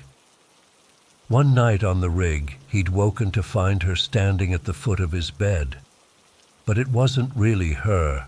Her face kept shifting, twisting into something inhuman. Then she was gone. The other workers said he'd had a nightmare, that no woman had been on the rig. But the wet footprints leading to his bed had been real. When he returned home after that job, he sought her out despite warnings from his friends. His own mother had begged him to stay away from Lucifeta, saying there were rumors about her family. "But I couldn't," Pancho said, his voice breaking. It was like she was calling to me from inside my head. He proposed to her a week later. After the wedding, everything changed. She isolated him from his family, depleted his savings, and somehow his relatives started getting sick. His mother died of a mysterious illness just 2 months after the wedding. Pancho had escaped in the night, leaving everything behind. He'd chosen our town randomly, hoping she wouldn't find him. The salt was a protective barrier, something his grandmother had taught him. "But she found me anyway," he said, finishing his drink. "She always finds me." We didn't know what to do with this information. Half of us thought Pancho was having some kind of breakdown. The other half, well, we'd seen enough to wonder if there was truth to his story. Miguel was the one who suggested we test the Nagual theory. If Lucifeta was really a shapeshifter, we could catch her in the act. The plan was simple. Miguel would tell Lucifeta that he'd seen her husband talking to a young woman in town. A lie. The idea was to make her angry enough to transform and leave the house to look for Pancho. The rest of us would surround the property with salt, a complete circle. According to the old stories, Naguals couldn't cross such barriers. I still can't believe we actually went through with it. It sounds so crazy now, like something out of a horror movie. But we were scared, and Pancho's terror was contagious. That night, 7 of us waited in the darkness while Miguel went to Pancho's house. We watched him knock, speak briefly to Lucifeta, then hurry away. Within 20 minutes, we saw her emerge. She looked furious, pacing in the yard, looking up at the moon. And then it happened, just like Teresa had described. Lucifeta's body began to contort. It wasn't like movie special effects. It was quiet, almost graceful in a horrible way. Her spine elongated, her face stretched forward into a muzzle, and her pale skin darkened and sprouted coarse black fur. Where the woman had stood was now a large dog, bigger than any I'd seen before, with eyes that still looked disturbingly human. The creature sniffed the air, then trotted toward the gate. That's when we sprang into action, quickly completing our salt circle around the property. The dog tried to leave, but stopped abruptly at the barrier, growling in confusion. We entered the yard, carrying our machetes, baseball bats, whatever weapons we had. The dog snarled, backing away, then lunged at Miguel's son. The boy swung his bat in panic, connecting with the creature's side. It yelped, a sound that was halfway between animal and human. What happened next is still a blur in my memory. The creature tried to change back, its body twisting grotesquely between forms.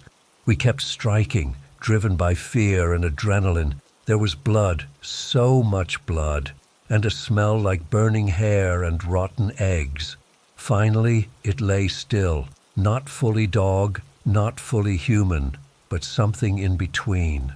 Pancho emerged from the house, his face blank with shock. "We need to burn it," he whispered. "If we don't burn it, she'll come back." We wrapped the thing in a tarp and carried it to a hill outside town. I built a pyre while the others gathered more wood. We placed the bundle on top and set it alight. As we watched it burn, headlights appeared on the road below. The black pickup truck. It stopped, and a man got out. He was tall, wearing an expensive suit despite the late hour.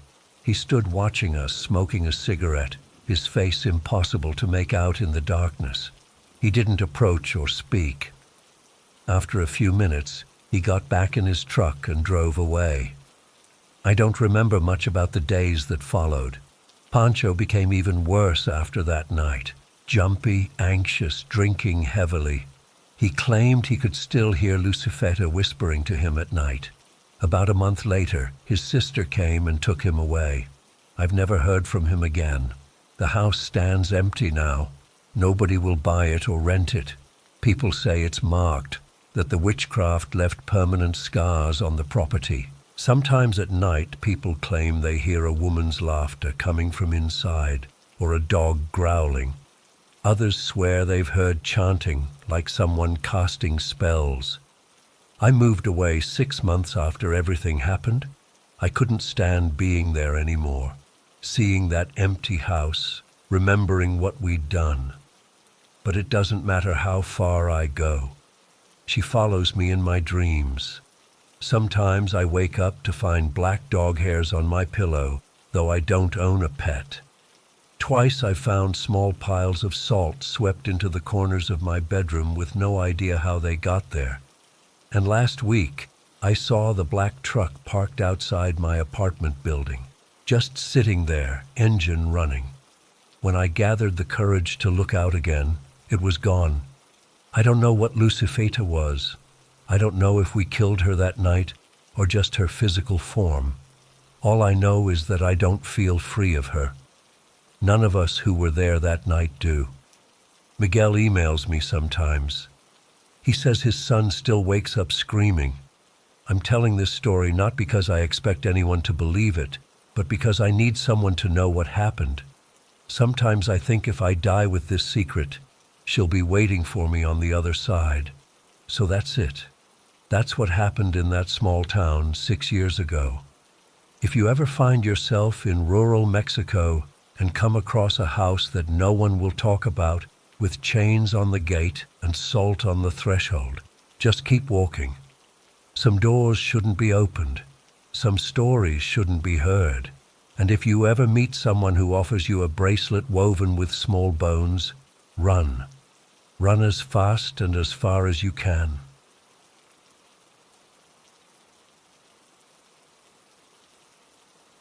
I've been sitting in my apartment for the past 3 days, blinds drawn, phone off.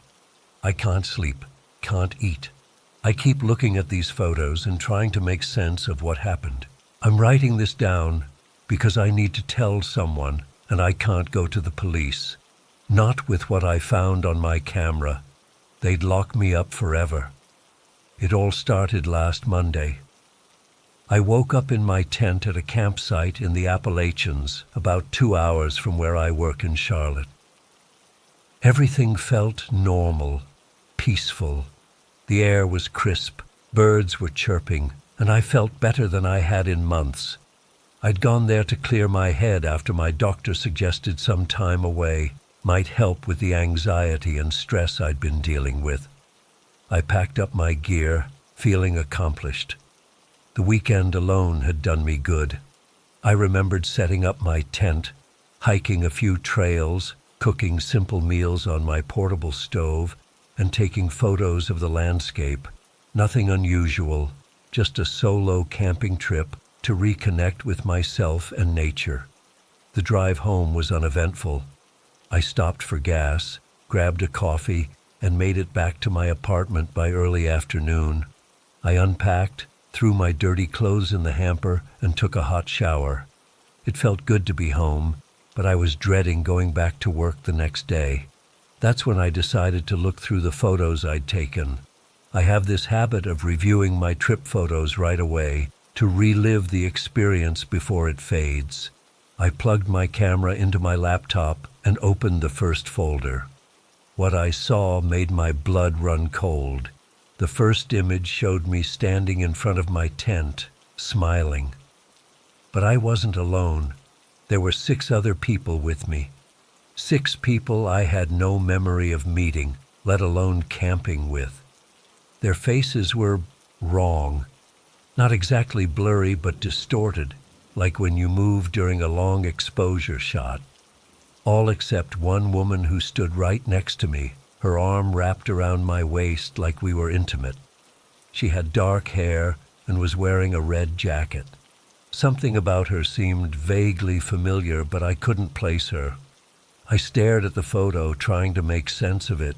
Behind us, there weren't just my tent, but 6 others, arranged in a semicircle around what looked like a fire pit. My tent was blue, while the others were various colors: green, red, orange, gray, black, and yellow. I scrolled to the next photo. It was another group shot, taken what appeared to be the next morning. The sun was higher, and we were all gathered for breakfast. But something was off. There were only 5 people with me now, not 6. And one of the tents in the background, the yellow one, was torn, like something had clawed at it from the inside. My hands were shaking as I clicked through to the next photo. 4 people now. The black tent was flattened, poles snapped. Next photo. 3 people. The gray tent was shredded, contents spilled out onto the ground. Next. 2 people. Just me and the woman in the red jacket. The orange tent was gone completely, just a scorch mark on the ground where it had been. The final photo showed only me, standing alone, smiling at the camera. My blue tent was still intact behind me, pristine even. But the red tent was collapsed, a dark stain spreading from beneath it. Who took this last photo? If all the others were gone, who was behind the camera? I closed my laptop and paced around my apartment, trying to make sense of what I was seeing. I had absolutely no memory of any of these people. As far as I knew, I'd been alone the entire weekend. I remembered every meal I cooked, every trail I hiked, every moment I spent setting up camp. There were no gaps in my memory, no blackouts, nothing to suggest I wasn't alone. I told myself there had to be a logical explanation. Maybe someone had tampered with my camera. Maybe these weren't even my photos. But deep down, I knew they were. The background was exactly where I'd camped. That was my tent, my clothes, my face smiling back at the camera. I barely slept that night. I kept seeing those blurry faces whenever I closed my eyes. The next morning, I dragged myself to work, arriving around 10 a.m. instead of my usual 8:30. I figured I'd blame it on traffic or something. I just needed to get back to normal, to convince myself that whatever was on my camera was some kind of mistake. But as soon as I walked into the office, I knew something was very wrong. My coworker Jenna looked up from her desk and frowned. "There you are. We were starting to worry. Where's Melissa?" I froze. "Who?" "Melissa, your wife?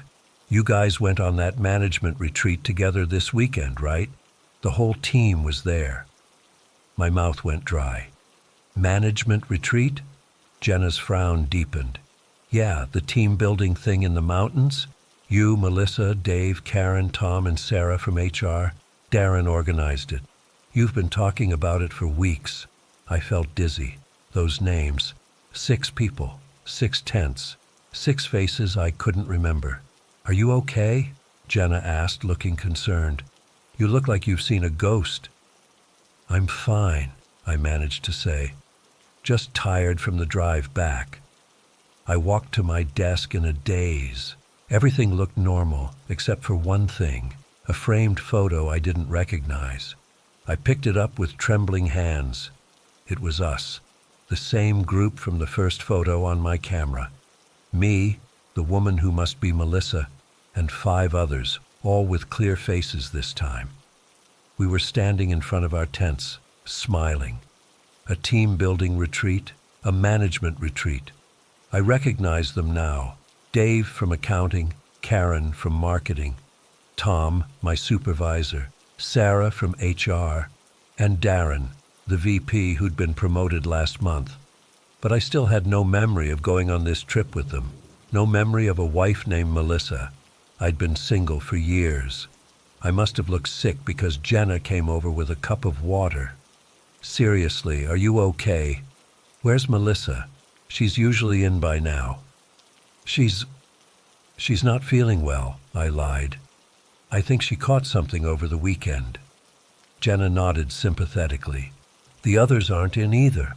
Maybe it was something you all ate. Those camping meals can be sketchy." I nodded numbly and turned on my computer, pretending to work while my mind raced. I didn't understand what was happening. How could I have gone on a trip with people I work with every day, including a supposed wife, and have no memory of it?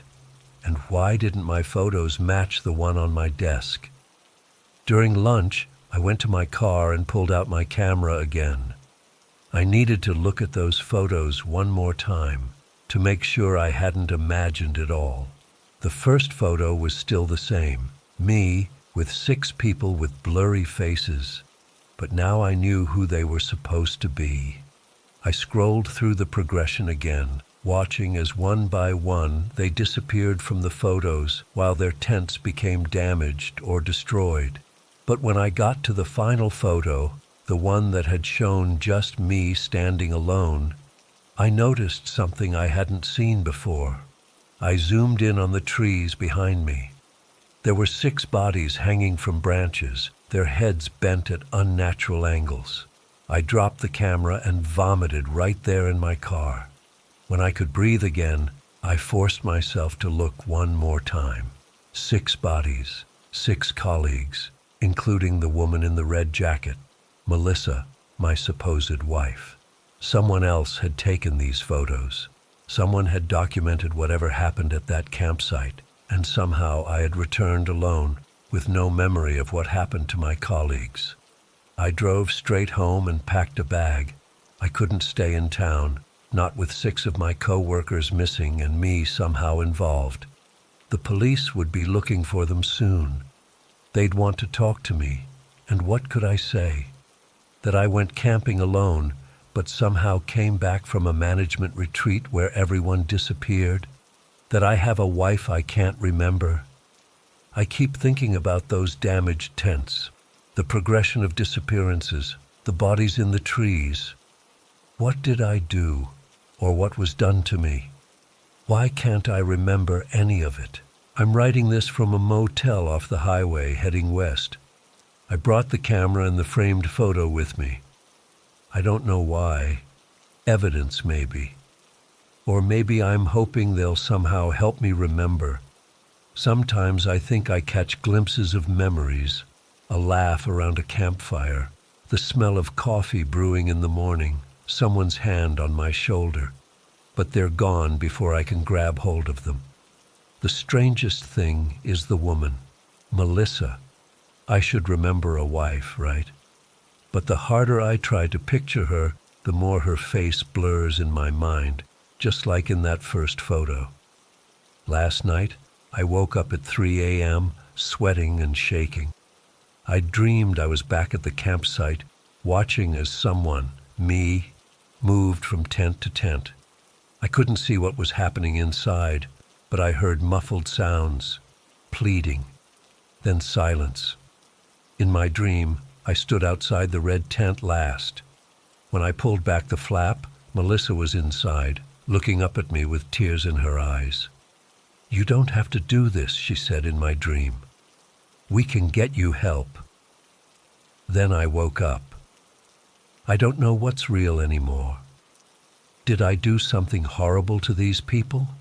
Or did something happen to all of us, and I'm the only one who made it out? Or is this some kind of elaborate setup?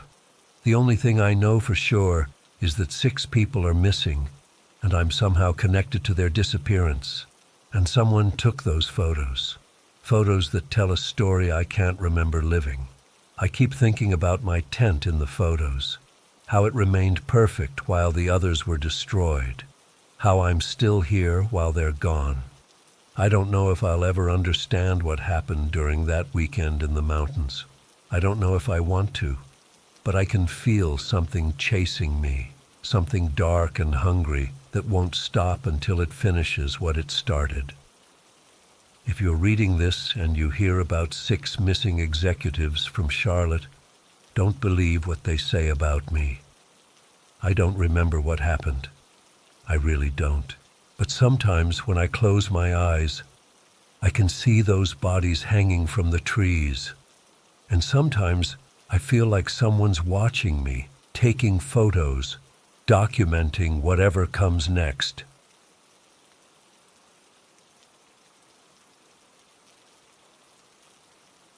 I'm going to share something I've never told anyone outside my immediate circle.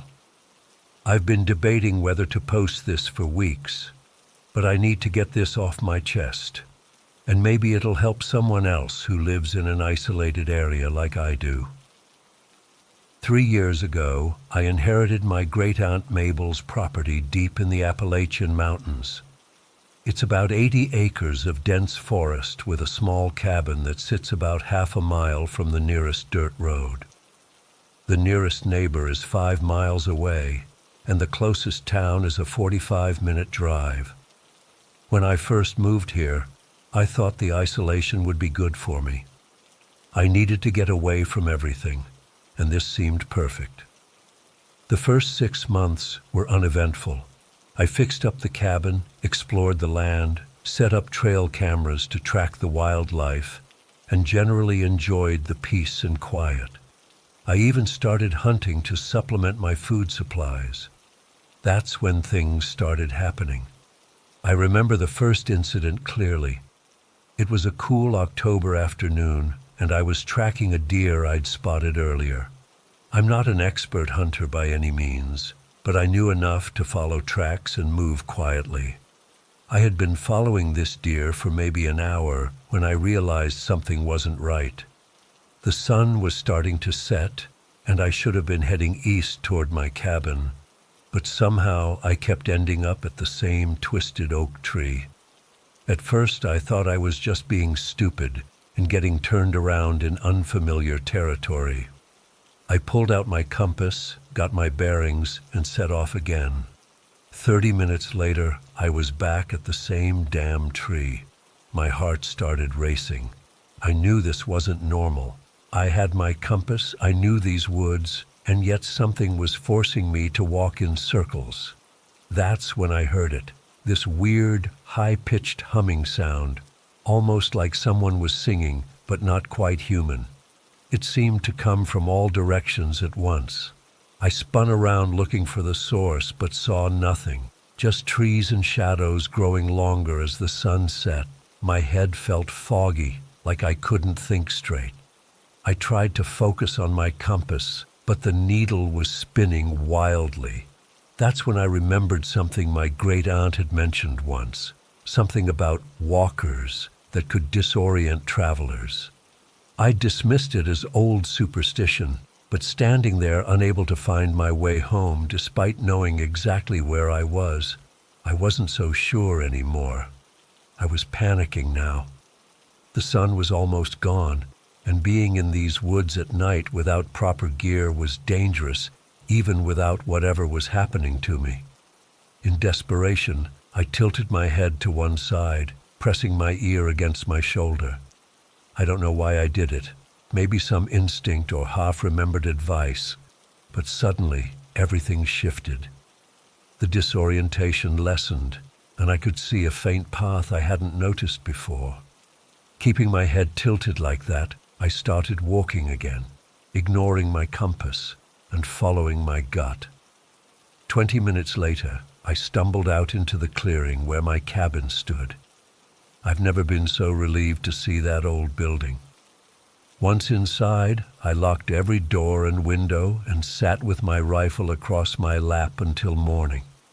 After that first encounter, I started researching local legends and talking to some of the older folks in town whenever I went in for supplies. That's when I first heard the term skinwalker.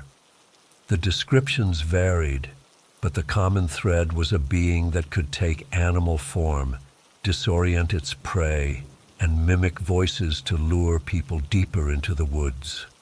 Some called them wendigos or other names, but skinwalker was what stuck with me. Over the next year, I had several more encounters. Sometimes it was just the feeling of being watched. Other times, it was finding strange tracks around my cabin that didn't match any known animal. Once I found my trail cameras turned upside down, still attached to the trees they were mounted on. The footage showed nothing, just static and then the camera being upside down. Something had to have climbed the tree and flipped the camera without triggering the motion sensor. I started developing ways to protect myself. I lined my doorway and windows with white ash, something an old woman at the general store had suggested. I carried iron nails in my pockets whenever I went into the woods. I learned to recognize the signs of disorientation and how to counter them by altering my physical equilibrium, tilting my head, turning in a specific pattern, or even just closing one eye. About 6 months ago, I was checking my trail cameras when I noticed a pack of coyotes following me. Now, coyotes aren't uncommon around here, but they usually avoid humans.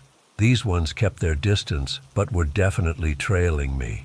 There were 5 of them, and they moved in perfect unison, like they were connected somehow.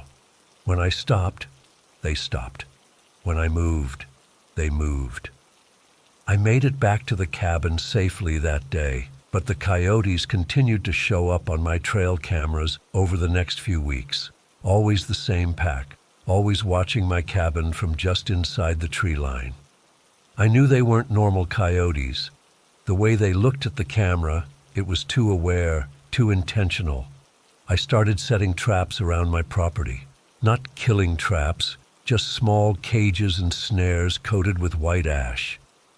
For weeks, nothing happened. Then one morning, I found one of the traps triggered. The cage was destroyed, broken into 3 pieces like something had exploded inside it. There was no animal, but the white ash was scattered, and there was a strong smell of burning hair in the air. After that, the pack reduced to 4 coyotes, and one of them, I'm not making this up, had a burn scar across its face that hadn't been there before. That coyote would show up alone on my trail cameras, always keeping its distance but watching the cabin. It never came close enough to trigger any more traps. I've learned a lot about skinwalkers in these 3 years. I've learned how they hunt, how they try to confuse you, how they can mimic voices of people you know. I've learned that they're patient and intelligent. But the most important thing I've learned is that you should never, ever hunt them. That's a lesson James and Cole learned the hard way. James and Cole were from town, not close friends, but we'd grab a beer when I went in for supplies. Both had grown up in the area and knew the mountains well. They were experienced hunters who'd taken down bears and mountain lions. When I reluctantly shared some of my experiences with them, they became fascinated with the idea of skinwalkers. Despite my warnings, they convinced themselves they could hunt one down. They'd read all the same folklore I had, plus some stuff they found online. They came to my cabin 2 days ago with silver bullets they'd made themselves and little pouches of white ash to throw at the creatures. They had UV flashlights because they'd read somewhere that skinwalkers' eyes reflected light differently. I tried to talk them out of it. I told them these things weren't just animals. They were something else entirely. But they laughed it off. Cole even joked that they'd bring me back a skinwalker pelt to hang on my wall. Against my better judgment, I agreed to go with them. I thought maybe I could keep them safe, or at least convince them to turn back once they realized what they were dealing with. I grabbed my pack with emergency supplies, extra batteries for my flashlight, flares, and my rifle. Not that I thought it would do much good. We headed out around 4 p.m. The plan was to check the areas where my cameras had picked up the coyote pack most frequently. It was a clear day, but the temperature dropped quickly as the sun started to set. We made our way to a ravine about 2 miles from my cabin where I'd spotted the scarred coyote several times. For the first couple of hours, nothing happened. We found some tracks that James thought might be coyote, but they seemed off somehow. The stride was too long, the paw prints too deep. We followed them deeper into the woods. Around 7 p.m., when the light was almost gone, it started. First, it was just a feeling, that prickling sensation on the back of my neck that told me we were being watched. I mentioned it to James and Cole, but they were too excited about the hunt to pay attention. Then we heard it, a child crying somewhere in the darkness ahead of us. James immediately started moving toward the sound, but I grabbed his arm. "It's not a child," I told him. "They mimic. They're trying to draw us in." Cole scoffed but stayed put. The crying stopped, then started again, this time behind us, then to our left, then our right. It was all around us, getting closer and further away, like whatever was making the sound was circling us. That's when we lost Cole.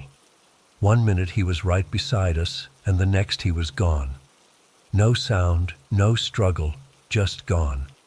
James called out for him, and I hissed at him to be quiet, but it was too late. "I'm over here," Cole's voice called from somewhere ahead. James started to move toward it, but I grabbed him again. "That's not Cole," I said. "Help me!" Cole's voice called again, more desperate this time. James broke free from my grip and took a few steps forward before stopping. I moved up beside him and followed his gaze. About 50 yards ahead, partially hidden by trees, was a figure that looked like Cole. But something was wrong. Its proportions were off, limbs too long, movements too jerky. As we watched, it contorted, bending backward in a way that no human spine could manage. I turned to James to tell him we needed to run, but the words died in my throat. James was standing perfectly still, his eyes wide with terror, his mouth opening and closing like a fish out of water. Blood was trickling from his nose, ears, and the corners of his eyes. He made a horrible gargling sound, and when he coughed, blood spattered across the front of his jacket. I grabbed him, tried to pull him back toward my cabin, but he collapsed. I knelt beside him, helpless, as he convulsed and more blood poured from his mouth. It was like his lungs were filling with it. He grabbed my wrist with surprising strength, his eyes locking with mine in mute horror, before he went limp. I didn't have time to process what had happened. The fake Cole was moving toward us now, still contorting in that impossible way. And there were sounds coming from the darkness all around us, not just the child's crying anymore, but growls, whispers, strange clicking noises I'd never heard before. I ran. I'm not proud of it, but I ran, leaving James's body behind. I had my flashlight out, illuminating the path ahead of me as I sprinted back toward my cabin. I knew these woods well enough to find my way, even in the dark, but the skinwalkers were trying to disorient me again. I could feel it, that same foggy feeling in my head, the sense that I was going in circles even though I was running straight. I tilted my head to my shoulder again, fighting the disorientation, and kept moving. Then my flashlight died, just went out completely, even though I'd put fresh batteries in before we left. The darkness was absolute. No moon, no stars visible through the thick canopy of trees. I fumbled in my pack for the flares, lit one with shaking hands, and nearly screamed at what the sudden red light revealed. They were all around me, 10, maybe 20 figures at the edge of the flare's light. Some looked like coyotes, but wrong, too big, standing too still. Others were humanoid but twisted, their limbs bent at unnatural angles, and some were shifting between forms, their skin rippling and flowing like liquid. The scarred coyote was there too, at the front of the pack. It wasn't moving like the others, just watching me with eyes that reflected the flare's light as a deep, bloody red. I threw the flare at them and lit another one. Then I ran again, lighting flares and dropping them behind me to keep the skinwalkers illuminated and visible. I don't know if the light hurt them or just made it harder for them to hide, but they kept their distance, always just at the edge of the light, always watching. I made it back to my cabin, slammed the door shut, and locked it. I reinforced every window and door with the white ash, hands shaking so bad I spilled half of it. Then I retreated to the back closet, the most secure room in the cabin, with no windows and only one door. That's where I am now. It's been almost 48 hours since I got back. They're still out there. I can hear them moving around the cabin, testing the doors and windows. Sometimes they call out in James's voice or Cole's, begging me to let them in. Other times they're silent, and that's almost worse. I'm not sure how long the white ash will hold them back. I have food and water in here, but not much. My phone has no signal. It never does out here, and my satellite phone is in the kitchen. Even if I could get to it, who would I call? Who would believe me? But the worst part is the wound. During my escape, something got to me. I didn't see what it was, just felt a sharp pain in my calf as I was running.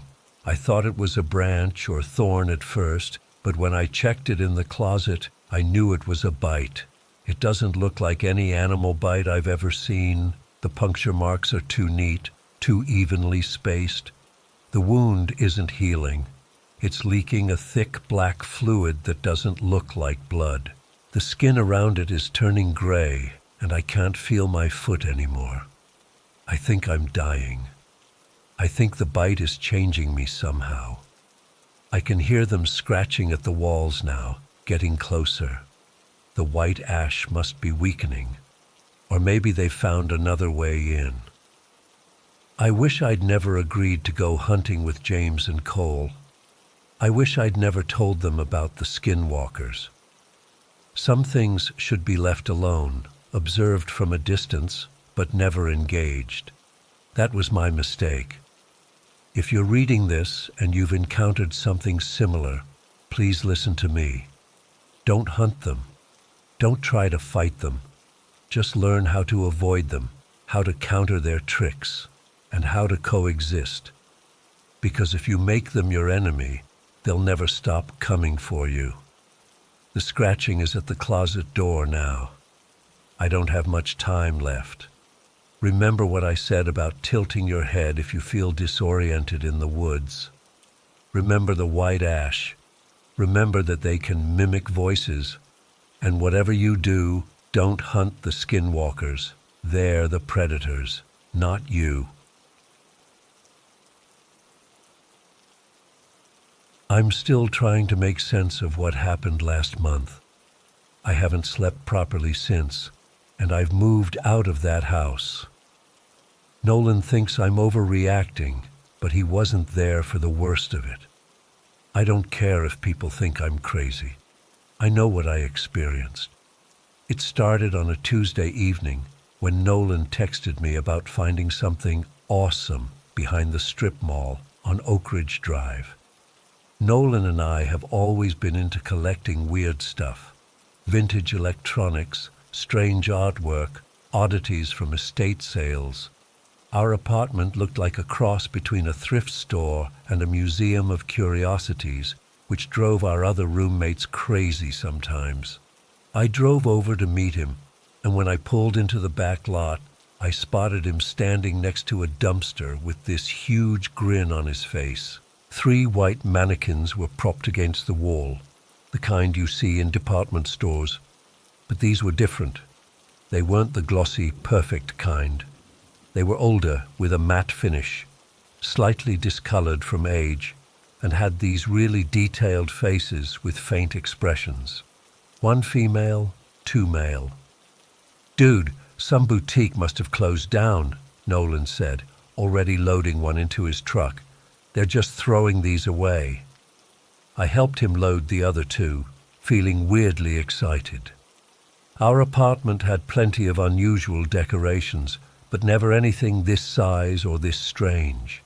The whole ride home, we brainstormed ways to use them. Halloween props, coat hangers, prank material for scaring our roommates. When we got home, our roommates Marcus and Jess had the expected reaction. "Absolutely not," Marcus said, watching us drag the first mannequin through the door. "Those things are creepy as hell, and we don't have space for 3 life-size dolls." Jess just stared and said, "I'm not sleeping in the same house as those things unless they stay in your rooms." We set them up in the living room anyway. That's when Nolan had his brilliant idea. He's always been good with electronics, and he disappeared into his room for about an hour before emerging with a small Bluetooth speaker and some tools. "Check this out," he said, showing me how the female mannequin's head could be unscrewed at the neck. "These are hollow. We can put speakers inside them and make them talk." Looking back, that should have been where we stopped, but it seemed so harmless, just a stupid prank to mess with our roommates. We spent the next couple hours fitting small portable Bluetooth speakers into each mannequin's head, secured with duct tape, with the power buttons accessible through a small hole we drilled in the back of their necks. Nolan even found an app that could make text-to-speech sound extra creepy. We positioned them around the apartment, one in the corner of the living room, one by the bathroom, and one next to the TV. Nothing too intrusive, but definitely noticeable. Marcus and Jess were annoyed, but eventually gave in when we promised it was temporary. That night we had a blast making the mannequins say random creepy stuff. "I see you," when someone walked past. "It's cold in here," in the middle of conversations. Stupid stuff that made us laugh while our roommates rolled their eyes. I went to bed around 1 a.m., feeling childishly satisfied with our new toys. I didn't think much more about them until Nolan mentioned something strange the next morning. "Did you move the male mannequin last night?" he asked while making coffee. "No. Why?" "I woke up around 3 a.m. and it was standing outside my bedroom door. Freaked me out." I laughed it off. Must have been Marcus getting back at us. Marcus denied it though, and so did Jess. I figured someone was lying, trying to start their own prank war. Whatever. The mannequins stayed where they were for the rest of the day. That evening, we had some friends over for drinks in the backyard. I'd had 3 beers when I needed to use the bathroom. When I opened the bathroom door, the female mannequin was inside, facing the door. I jumped, then laughed at myself. Obviously, someone had moved it there to scare me. As I was about to push it aside, the speaker in its head activated. "Who?" I froze for a second, then reached around to check if someone had triggered the app. The mannequin wasn't even connected to Bluetooth at that moment. Weird, but probably just a glitch or delayed audio from earlier. I picked it up to carry it back to the living room, and that's when it said, clearly, "Put me down." My blood went cold. The voice wasn't the robotic text-to-speech we'd been using. It sounded more organic, distorted, but human-like. I nearly dropped it, but managed to carry it to the living room where Nolan was sitting with a couple friends. "Very funny," I said, putting it down harder than necessary. "The Bluetooth is acting weird." Nolan looked confused. "What are you talking about? I haven't touched the app in hours." I checked his phone. The app wasn't even open. I checked mine. Same thing. "One of you is messing with me," I said to the room, but everyone denied it. The party continued, and nothing else happened that night, until I went to bed. When I turned on my bedroom light, all 3 mannequins were lined up beside my bed. The male one on the end had its arm extended, pointing at my pillow. As I stood there, frozen, its speaker crackled to life. "Sleepy time," it said in that same not quite robotic voice. That was enough. I was done with the prank. I grabbed all 3 mannequins, struggling with their weight, and dragged them to the living room. I texted Nolan, "Not funny, stop moving them around." He replied immediately, "I'm at Sarah's, staying the night, wasn't me." I didn't believe him. It had to be him or Marcus or Jess. I checked both their rooms. They were asleep, or pretending to be.